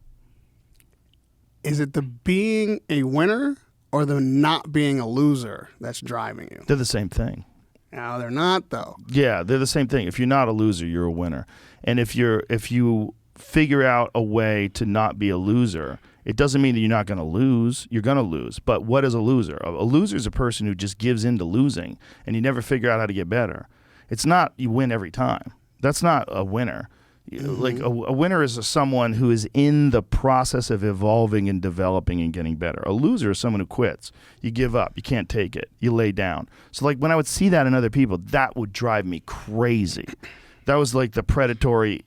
I could smell it. I would just smell the weakness. I was like, ugh. Like I couldn't be friends with people like that. It would drive me nuts. I'd want to pick on them like a dog does. You know? That's an evolved way to look at it because the competitive nature of me, and we both talk to very competitive people all the time. The most. Every loss feels a little bit like a loser. Like it's like it's almost a reminder that at any point, well, I can go from being a winner to being a loser. If I lost this, what if I never win again? I believe that, and I think that most fighters feel like that. And when a fighter loses his title, you know, like when Anthony Joshua lost to Usyk that night, I guarantee you he felt fucking terrible, right? But what did he do? He immediately went back to the drawing board, immediately called for a rematch, immediately started searching for other trainers because he's not a loser. He's a winner. He just lost. The difference is someone who just fucking lays down and says, woe is me. And, you know, you can make that argument for Tyson Fury at one point in time. Even though he didn't lose, he acted like a loser. Like he was going to commit suicide. He was drinking. He was fucked up. He had depression, anxiety. But because he's not a loser, he figured out this is not good. He's like, I got to course correct. And he did course correct and went back and became the fucking heavyweight champion of the world again because he's not a loser. He's a guy that lost. But it doesn't mean that you can't fuck up. It doesn't mean that you can't make mistakes. It doesn't mean you can't come up short in whatever you're attempting to do. But figure it out, regroup, get back in there. How'd you figure that out, though? Time and thinking. You know, the lessons that you learn, that you apply from martial arts, you can apply to everything. The things about really difficult physical pursuits that involve emotions like fighting, and nothing involves like emotions like fighting. Someone beats you in a basketball game, they beat you. You could always say, but I could fuck you up. If we want to take this shit outside, talk a lot of shit, I'll smack you in front of the coach. I don't give a shit. I'll fight you. If I fight you, that's real beating. You know? Like if someone beats you up, you can't say, yeah, but I could fuck you up in basketball because no one cares. Right. No one cares. Fighting is the end of the line. It's the end of the line. And so there's emotions involved in that they're inescapable, but you can't let them define you. When you lose and you have those horrible emotions, you got to use that as fuel, and you got to get back into it. Oh man, I wish I could have thought my way through to that epiphany. I'm there with you, but it was a hard road. Like, it's a hard road. It's not burned easy. my life down a few times. I'm sure. And each time I was like, well, this is it. I guess it's the ashes for me. Well, there's a lot of people out there that think that way right now, listening to this. Yeah. And I hope there was something more grand in my character than simple vanity. But if I'm honest, to point to like, well, I can't be here. Yeah, it's all dirty and I look like shit here. Like, I can't have this fat face. Stomach. Yeah, all these people. I gotta quit drinking. I can't die of lung cancer and be coughing in front of girls. Oh my God, man, it's that. I was like, I can't live the rest of my life at this level, so I find something else to get back on my feet and take what I've learned, and take a little bit of what I can get out of the ashes and put that as a part of the next thing. And so, you know, here I am, and hopefully this house doesn't catch on fire. And certainly I'm not the one with the match. You're not gonna. It's so difficult, man. Yeah, it's difficult, but you're not gonna catch your life on fire. You're not dumb. It's like people define themselves by failures and successes, which is good and bad. It's good because you can kind of get a tally and a running score of whether or not you're doing the right thing. But it's bad in that with each thing that doesn't go right, you have this feeling that nothing's going to go right. And this is it from here on out. I'm just a fucking loser. It's all going to fall apart. And some people, that becomes, they're fulfilling a self-fulfilling prophecy. They decide that that's who they are. And they don't course correct. They don't regroup. And they never do. They never rebuild. And they'll That's sabotage. unfortunate. They'll believe that you can only get Yeah. this far, and then if I get any place past that, then they end up destroying it themselves. Yeah. Because they can't see themselves in a different light, anything better Exactly. than what they've conceived of prior. Yeah. It's very limiting. It's very scary, too, because when you get stuck like that, man, fuck, dude, it's so hard to get out. It's so hard to get out when you're stuck like that. Yeah. It's so hard to do. Like, you'd have to find something that you're successful in and then sort of build up your confidence from there. Yeah, it's something to live for bigger than your anxiety or bigger than your Yes. defeatist mentality. Like, And that's hard, especially if you're a grown adult, right? Yeah. See, with me, when martial arts, I found it when I was a kid. So I didn't have a job. Couldn't have a job. It's not even legal. It's not legal for me to have a job. I have to work out. So I had to do something. But if you are an adult and then you have to pay your bills and you have a family and you're falling apart yeah, and you have an idea of some new thing you want to try, but it's really risky, yeah, that's hard. that's tough. That's fucking hard. That's the hardest. Is broadcasting MMA like a way you found back to the sport that maybe you thought for a while you were gone from completely? No, because I never stopped training. I always did something. You know, I started doing jiu-jitsu. I kickboxed for a while, even when I wasn't fighting. I always trained. Once I had a knee surgery that I had to get done in the early days of my comedy career. I had a tore ACL. And that's actually probably one of the things that kept me from fighting again, too, because I probably would have, from bombing, I would have at least tried a couple of times just to get a good feeling, because I knew I could win some fights. But when I went to different gyms, like in California, I was doing the Jet Center. I was training there, and then I started doing jiu-jitsu later after that. So I always did something. And then the UFC needed a backstage interviewer. And there's just sheer luck. My manager, my comedy manager, is friends with one of the guys who was the producer of the UFC, this early producer, this guy, Campbell McLaren, who's a great guy. And he hired me. He's like, do you like the sport? I go, fucking love the sport. Because I was watching like the UFC on, you know, it was on like satellite. It wasn't even on cable back I remember then. I used to have to get like the red box, like Yeah. had to get the Jimmy little box so I could watch it on the Scraggly channel. It was banned from cable. I got DirecTV specifically because that was the only way you could get UFC fights, because they banned it from cable. That's how crazy it is. And now it's on ESPN Plus. You get it on your fucking phone. It's on ESPN, regular ESPN. People were getting their arms broke. Oh, and yeah. like, you People know, were getting head fucked button up. with their head split open. It was, yeah. Bro, the first events that I went to live when I worked as a post-fight interviewer, you didn't even have to wear gloves. You could wear wrestling shoes, bare knuckles, punch people in the dick. Guys in there with gis and intentionally breaking arms. Like it was no. You could give guys wedgies. For real. Was that a thing? Yeah, you could grab guys by their cup and like yank their fucking. Oh, I think I would remember that. Yeah, somebody had their cup broke in a match. Valid Ismail, Valiji, he's this like legendary jiu-jitsu guy. He was fighting, and it was like UFC 13 or some shit. I forget which one it was, but it was early in the day. And the dude he was fighting was like literally like giving him a wedgie while he's fighting. Well, like half his butt cheek was hanging out of his shorts. Yeah. God, did he tap?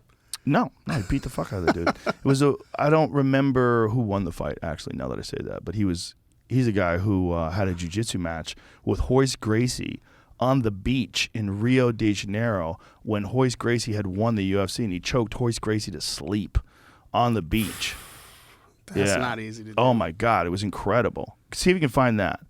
Valid, it's W-A-L-I-D. When you say on the beach, what do you mean on the beach? They set up mats on the beach, and they had like I think it was at Copacabana Beach, and then they surrounded it with just spectators, and then they put up octagon, no look at it. fence. This is it. This is them. That's literally sand. That's sand around the behind mat? them. Yes. So That's there's a crazy. match, and then there's sand, and this is they're literally fighting on the fucking beach.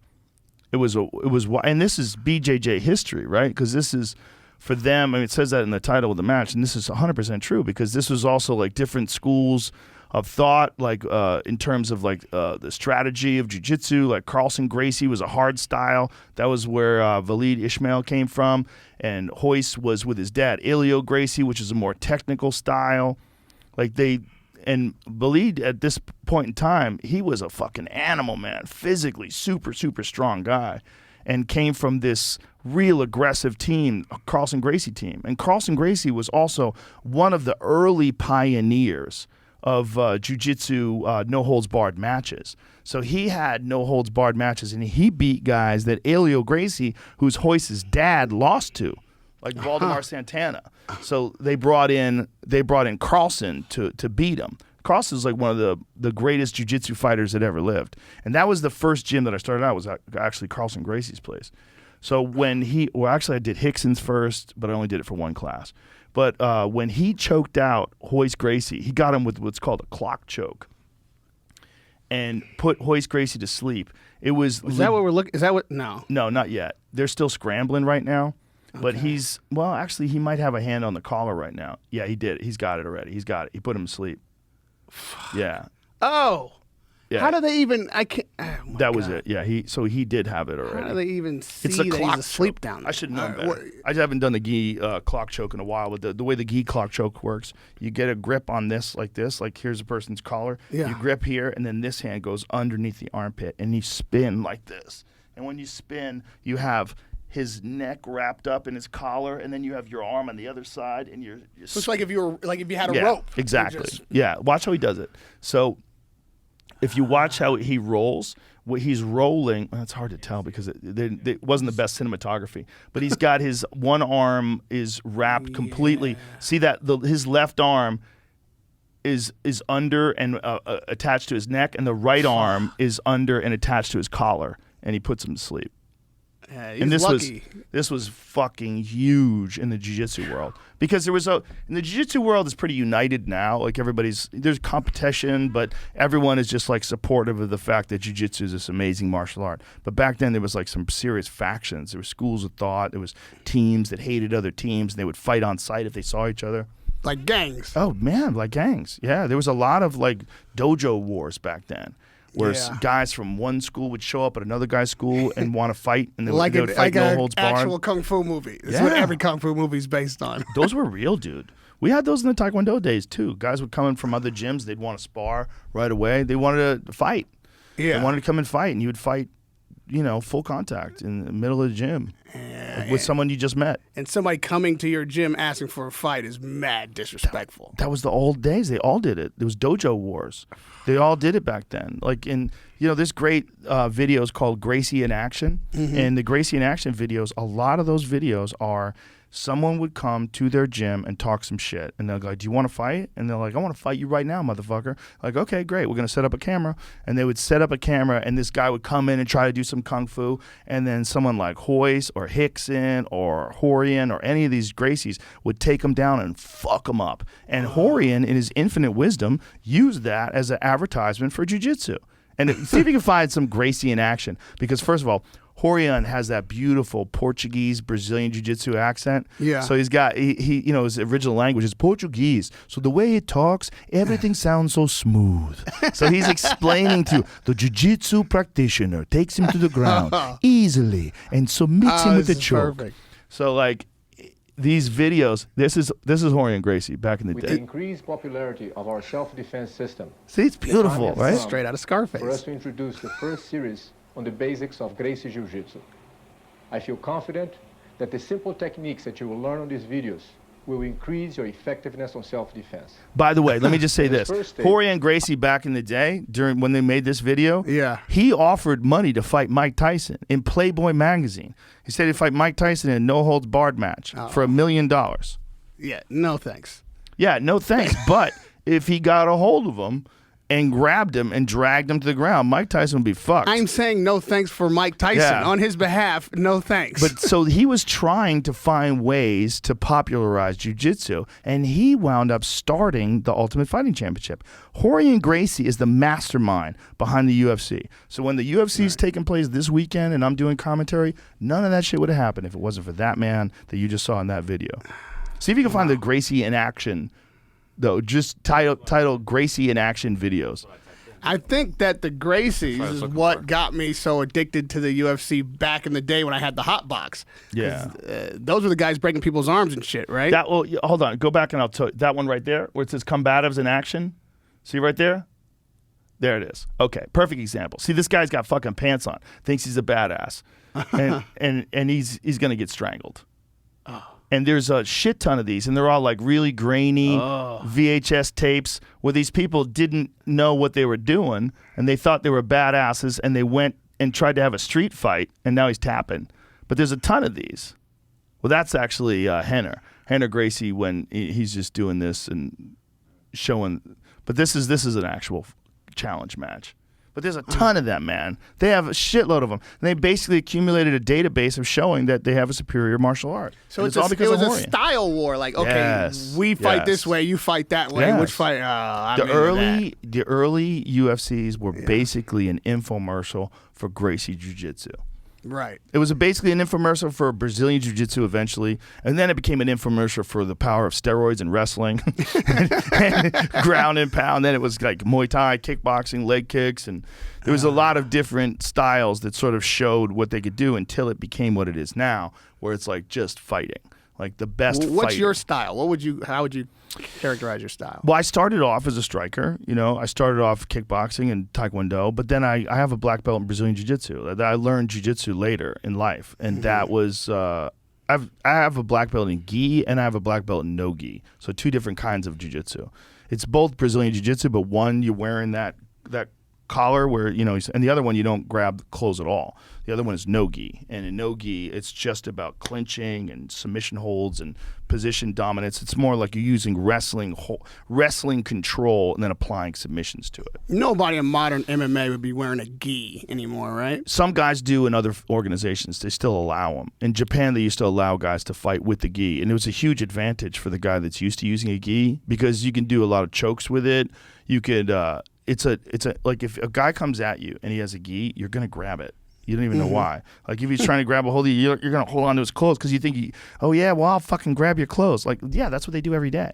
Like, right. So if you're a guy who doesn't train with a gi and you fought Hoist Gracie back in the day, Hoist would just close the distance, and people would just grab him. They couldn't help themselves. They just grab that gi, and the next thing boom, they're on their back. Boom, their arms getting fucked up. Boom, they're getting triangled. You said that you thought about returning to jiu-jitsu when you bombed on stage. No, it wasn't. That wasn't jiu-jitsu. That was kickboxing. Or kickboxing. Yeah, because I just wanted to do something that I was good at because I sucked at comedy. But was this like bombing in comedy like a depression? Bombing is I always say it's like sucking 1,000 dicks in front of your mother, but I think.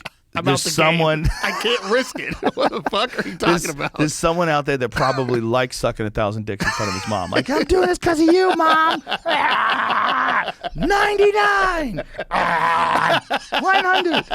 There's someone out there that would like sucking 1,000 dicks. No one likes bombing. No one likes it. It's just utter failure. You would have to hate yourself so much to like bombing. And I don't think if you like bombing, you'd probably hate yourself so much you shouldn't be alive. Yeah. Well, okay, so that let's call that depression.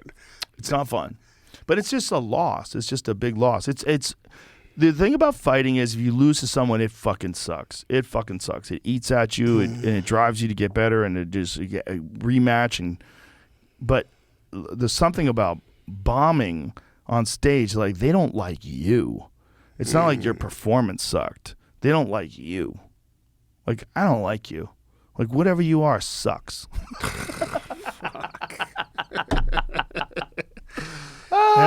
Boy, yeah, you're right. I got to stop reading the comment sections. Yeah, in there. That's what I'm saying. Don't read the fucking comments. But how do you deal with that?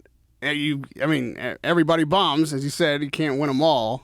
You got to deal with all losses as an opportunity to learn and grow. But then, before you were this wise... I wasn't that wise back then, but I was wise enough to know that inherently. And I just had to regroup, deal with it, suck it up, and keep going. And it wasn't easy. That's the thing that I think makes a lot of potentially really good comics quit, is they can't take the pain of sucking. And there's no structure, right? There's no, like, if you want to learn music, you can go to Juilliard, right? You can go to, there's people that teach guitar lessons. You can go and you can learn. You know, you can watch videos and you can pick up technique and you can learn how to play saxophone. It's available. It's possible. Sure. There's no one who can teach you to be funny. And I can't teach you because your style might be different than Donnell's style. Donnell's style is going to be different than my style. My style is going to be different than David Tell's style. David Tell's style is going to be different than Jim Brewer's style. Everybody's got a different style. There's And no style dojos for comedy. There's nothing. There's no classes. Right. The classes are all taught by has-beens or wannabes, right? Most of the time. I'm sure there's some professional comedians out there that teach comedy classes. I don't want to discourage them or disparage them, but most of what I've seen, when I see people teach comedy, they're not good at it in the first place. Right. And they're applying, like, I've seen a few classes where they're applying things that probably be detrimental to your overall career, like cookie cutter, formulaic versions of how to write comedy. But what they do is at least they allow people to get on stage for the first time. So that might be enough. They just get their beak wet, get them moving, and then next thing you know, they're actually doing comedy. And they're showing up at open mic nights, and they're part of the community, and they're trying, and they're writing and getting better. When you showed up at that open mic, the first time in front of people who were not your friends already, Right. did you bomb? I didn't bomb hit? the first time, but I did not have a good set. The second set I ever had was pretty good. I had a bunch of laughs, and that was super encouraging. I didn't bomb, I think, until like maybe the fourth or fifth set. I had a bad one. I was like, oh, I didn't know that could happen. And then, but none of them were good. None of them like, I'll tell you, my material was polished and Right. But I got some laughs, I got some laughs to the point where, like, okay, I see the road. I don't know how far I have to go, but I see the path, and I think I'm going to keep going. It was one of those things. Like goal-oriented? Did you see the path to being a comic on TV with a special or a sitcom, or like, oh, this is my road to somewhere? No. I thought I could make a living. I think I could be a professional. That's what I thought. Like I saw professionals in town in Boston, and I was like, that guy's pretty funny. I wonder what it's like to be him. He's a professional. He makes a living just telling jokes. He doesn't have to deliver newspapers or do construction or whatever the fuck I was doing at the time. Right. Yeah. Were you doing other jobs at the time? Oh, yeah. In the early days, for sure, yeah. Yeah, the early days, I was teaching for a little while, but then I realized I couldn't teach and do comedy at the same time because I wasn't into it. I wasn't and I wasn't just teaching, I was teaching and taking people to tournaments. So I would take students to tournaments and I would coach them, and I was realizing I wasn't in it. I wasn't in it mentally. Like before, I was obsessed. And if someone was a student and they were obsessed too, I would take them to tournaments. I'd help them fight. I'd train them. Like there was quite a few people that I'd taken, even young people, that I'd taken and, brought them up through the ranks and gave them higher belts and brought them to tournaments. I couldn't do that anymore. I didn't care. I wasn't thinking about that anymore. All I was thinking about was comedy, and I was trying to get good at comedy, so I had to quit. And I did everything else. I delivered pizzas. I drove limos, construction. I worked for a private investigator for a while. I did a bunch of things. What did you do for a private investigator? It was a guy that became a very good friend of mine who died a few years ago. Dynamite Dickless Dave Dolan. He was the best. Probably the funniest guy I've ever met that wasn't a comic. Like, definitely the funniest guy I've ever met. Did he name himself that? Yeah, okay, that was well, he's hilarious. He would leave messages on my voicemail. Dynamite Dickless Dave Dolan here. Like, he was a character. But he had lost his license from drinking and driving, and he just needed a driver. And it said, like, private investigator's assistant. I'm like, well, that looks like a fun job. So he hired me as a private investigator's assistant. I can already see you in the fedora, like the gumshoe, the smoky door with Rogan on the front. You have to wear normal clothes. You gotta. The whole idea is like you gotta blend in. A lot of it was insurance, like busting people that were pretending they were hurt, but they were really working under the table somewhere else. Oh. They were taking insurance money because this is pre-internet. Right. People could get away with that shit. There was a lot of that. No, like cheating spouses. One of those. There was one of those that was pretty significant. I wasn't involved in that case too much because I think David already got his license back by then, but my God, he loved telling me about it. I would help him sometimes. I would go with him sometimes if he needed a certain person because Dave and I stayed friends. And it was just by sheer coincidence, Dave was the cousin of a guy named Bill Downs, and Bill Downs was one of the owners of the Comedy Connection. Sheer coincidence. And so, like, when I start working for him, like, he tells me that his cousin owns the fucking Comedy Connection. So I saw him at the comedy club, too. Yeah. He was a guy who quit drinking like that, too. I was always super impressed by that. He had that one fucking car accident, ran from the cops, got a DUI, realized, what the fuck am I doing, and just quit. He didn't go to meetings. He didn't fucking, I got my coin. None of that. He didn't give a fuck. He just quit. And he goes, that wasn't for me. I had a good time, but I'm done. And he never drank again. That's admirable. That's admirable. I think admirable. that might have been my weed experience, believe it or not. Dude, it's already 5 o'clock. Is it? Yeah, we've been talking forever. How long have we been talking? He said, How long? 3:20? 3 hours and 20 minutes. How crazy is that? That's a good mark. I like 3:20. That's a good way to end. Till This Day, it's available on Luminary. Is it available on anything else? Well, yeah, it's going to be on Apple Podcasts. You can get that show there, and you can subscribe to Luminary. But, Joe, I have one more question for you. Okay. As we went down this road, I want to know what or whom or how you would characterize your opponent in life. Me, for sure. I mean, there's also stuff on the outside, but ultimately you're dealing with the way you attack it. So why do you attack it a certain way? Is it the right way, or are you tricking yourself into thinking it's the right way because it's more comfortable that way? Is it all your fault, but you want to blame other people? Like, the deciphering me is the hardest. And then discipline, because you have adversity in life, but it's not like I have adversity all day, every day. I'm dealing with me all day, every day. Every fucking day, it's me. The alarm clock goes off at 7 a.m., and me is like, fuck that, I want to sleep. So I got to fight me. Hey, pussy, get up. I got to press the stop, get up, wake up, start moving, walk, drink water, go pee, get going. All right, get to the gym. Like, oh, maybe I don't have to go to the gym today. That's me. Every day it's me, fighting with that me guy. So me is 100% my biggest opponent. Obviously, there's external forces and things that are, points of adversity that you learn from in life, failures, but a lot of it was my fault. and so, like, a lot of that, other than, the things that I couldn't handle when I was a child, that I didn't have any control over when I was a child, it's all me. It's weakness. Yeah, weakness. I heard what you said. Yeah. And the one through line for all of it was that you're constantly combating weakness. Yeah. And it makes perfect sense why you look like a monster when I hug you. You're like you're like a tree trunk.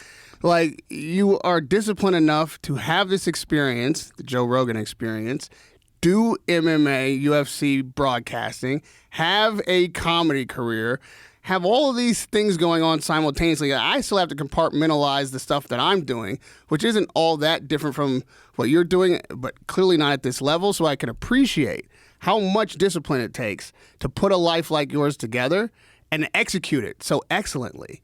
Well, thank you. That's very nice of you. The fact that every day and all day you best your weakness might be the greatest victory of all in life. Like, if you can beat the weakness inside you, well, then all this is possible. Yeah, but you really don't even win.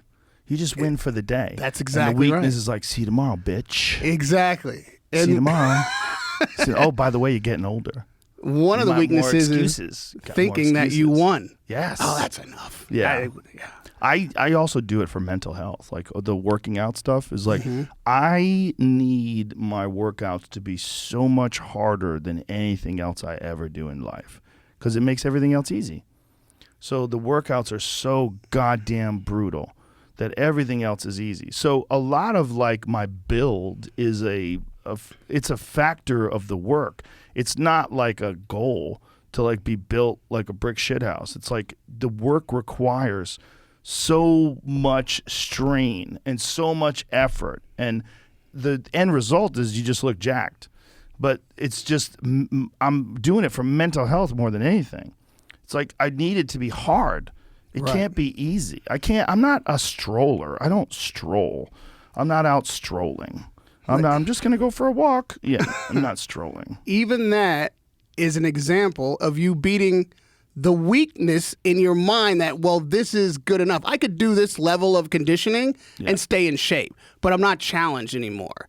There is the guy who does that and just maintains, and then the guy who you are that continuously adds one more plate because that makes it just hard enough to know that, boy, it couldn't get any harder, and I still did it.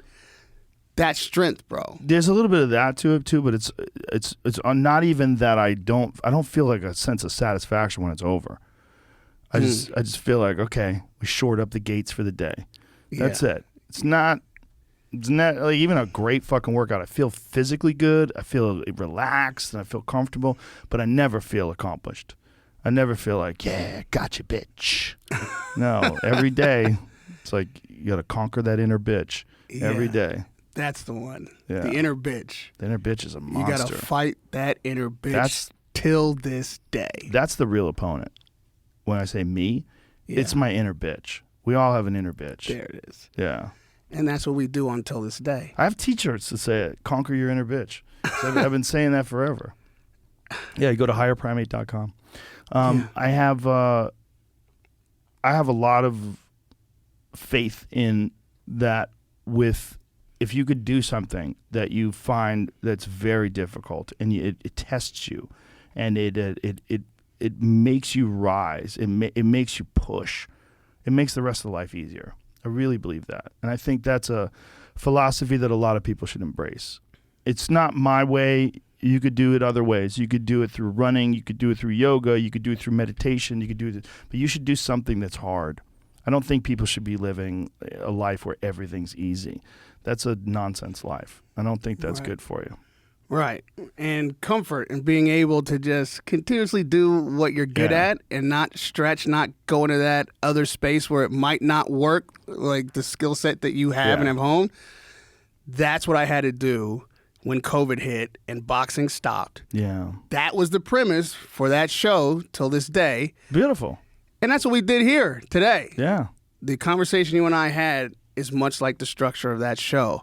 And finding that inner bitch as your opponent is what I had the opportunity to do with my other friends as we had a discussion not unlike ours. And it required me to go outside of my comfort zone, not talk to boxers, but talk to people who I thought I knew and see if the conversation there about the passion that I have for understanding the fight in them could be made something that was interesting to everybody, including the guests. And I think that we did that here today, and we did that 15 times until this day. Indeed, my friend. Luminary is where you find it. Apple Podcasts is also where you can get it. Joe Rogan, thank you for this experience. My pleasure, brother. It's always great. We'll do it again. We'll do it again, for sure. Very Thank kind you and generous. And as are Thank you. you. As are you. All right. Goodbye, everybody.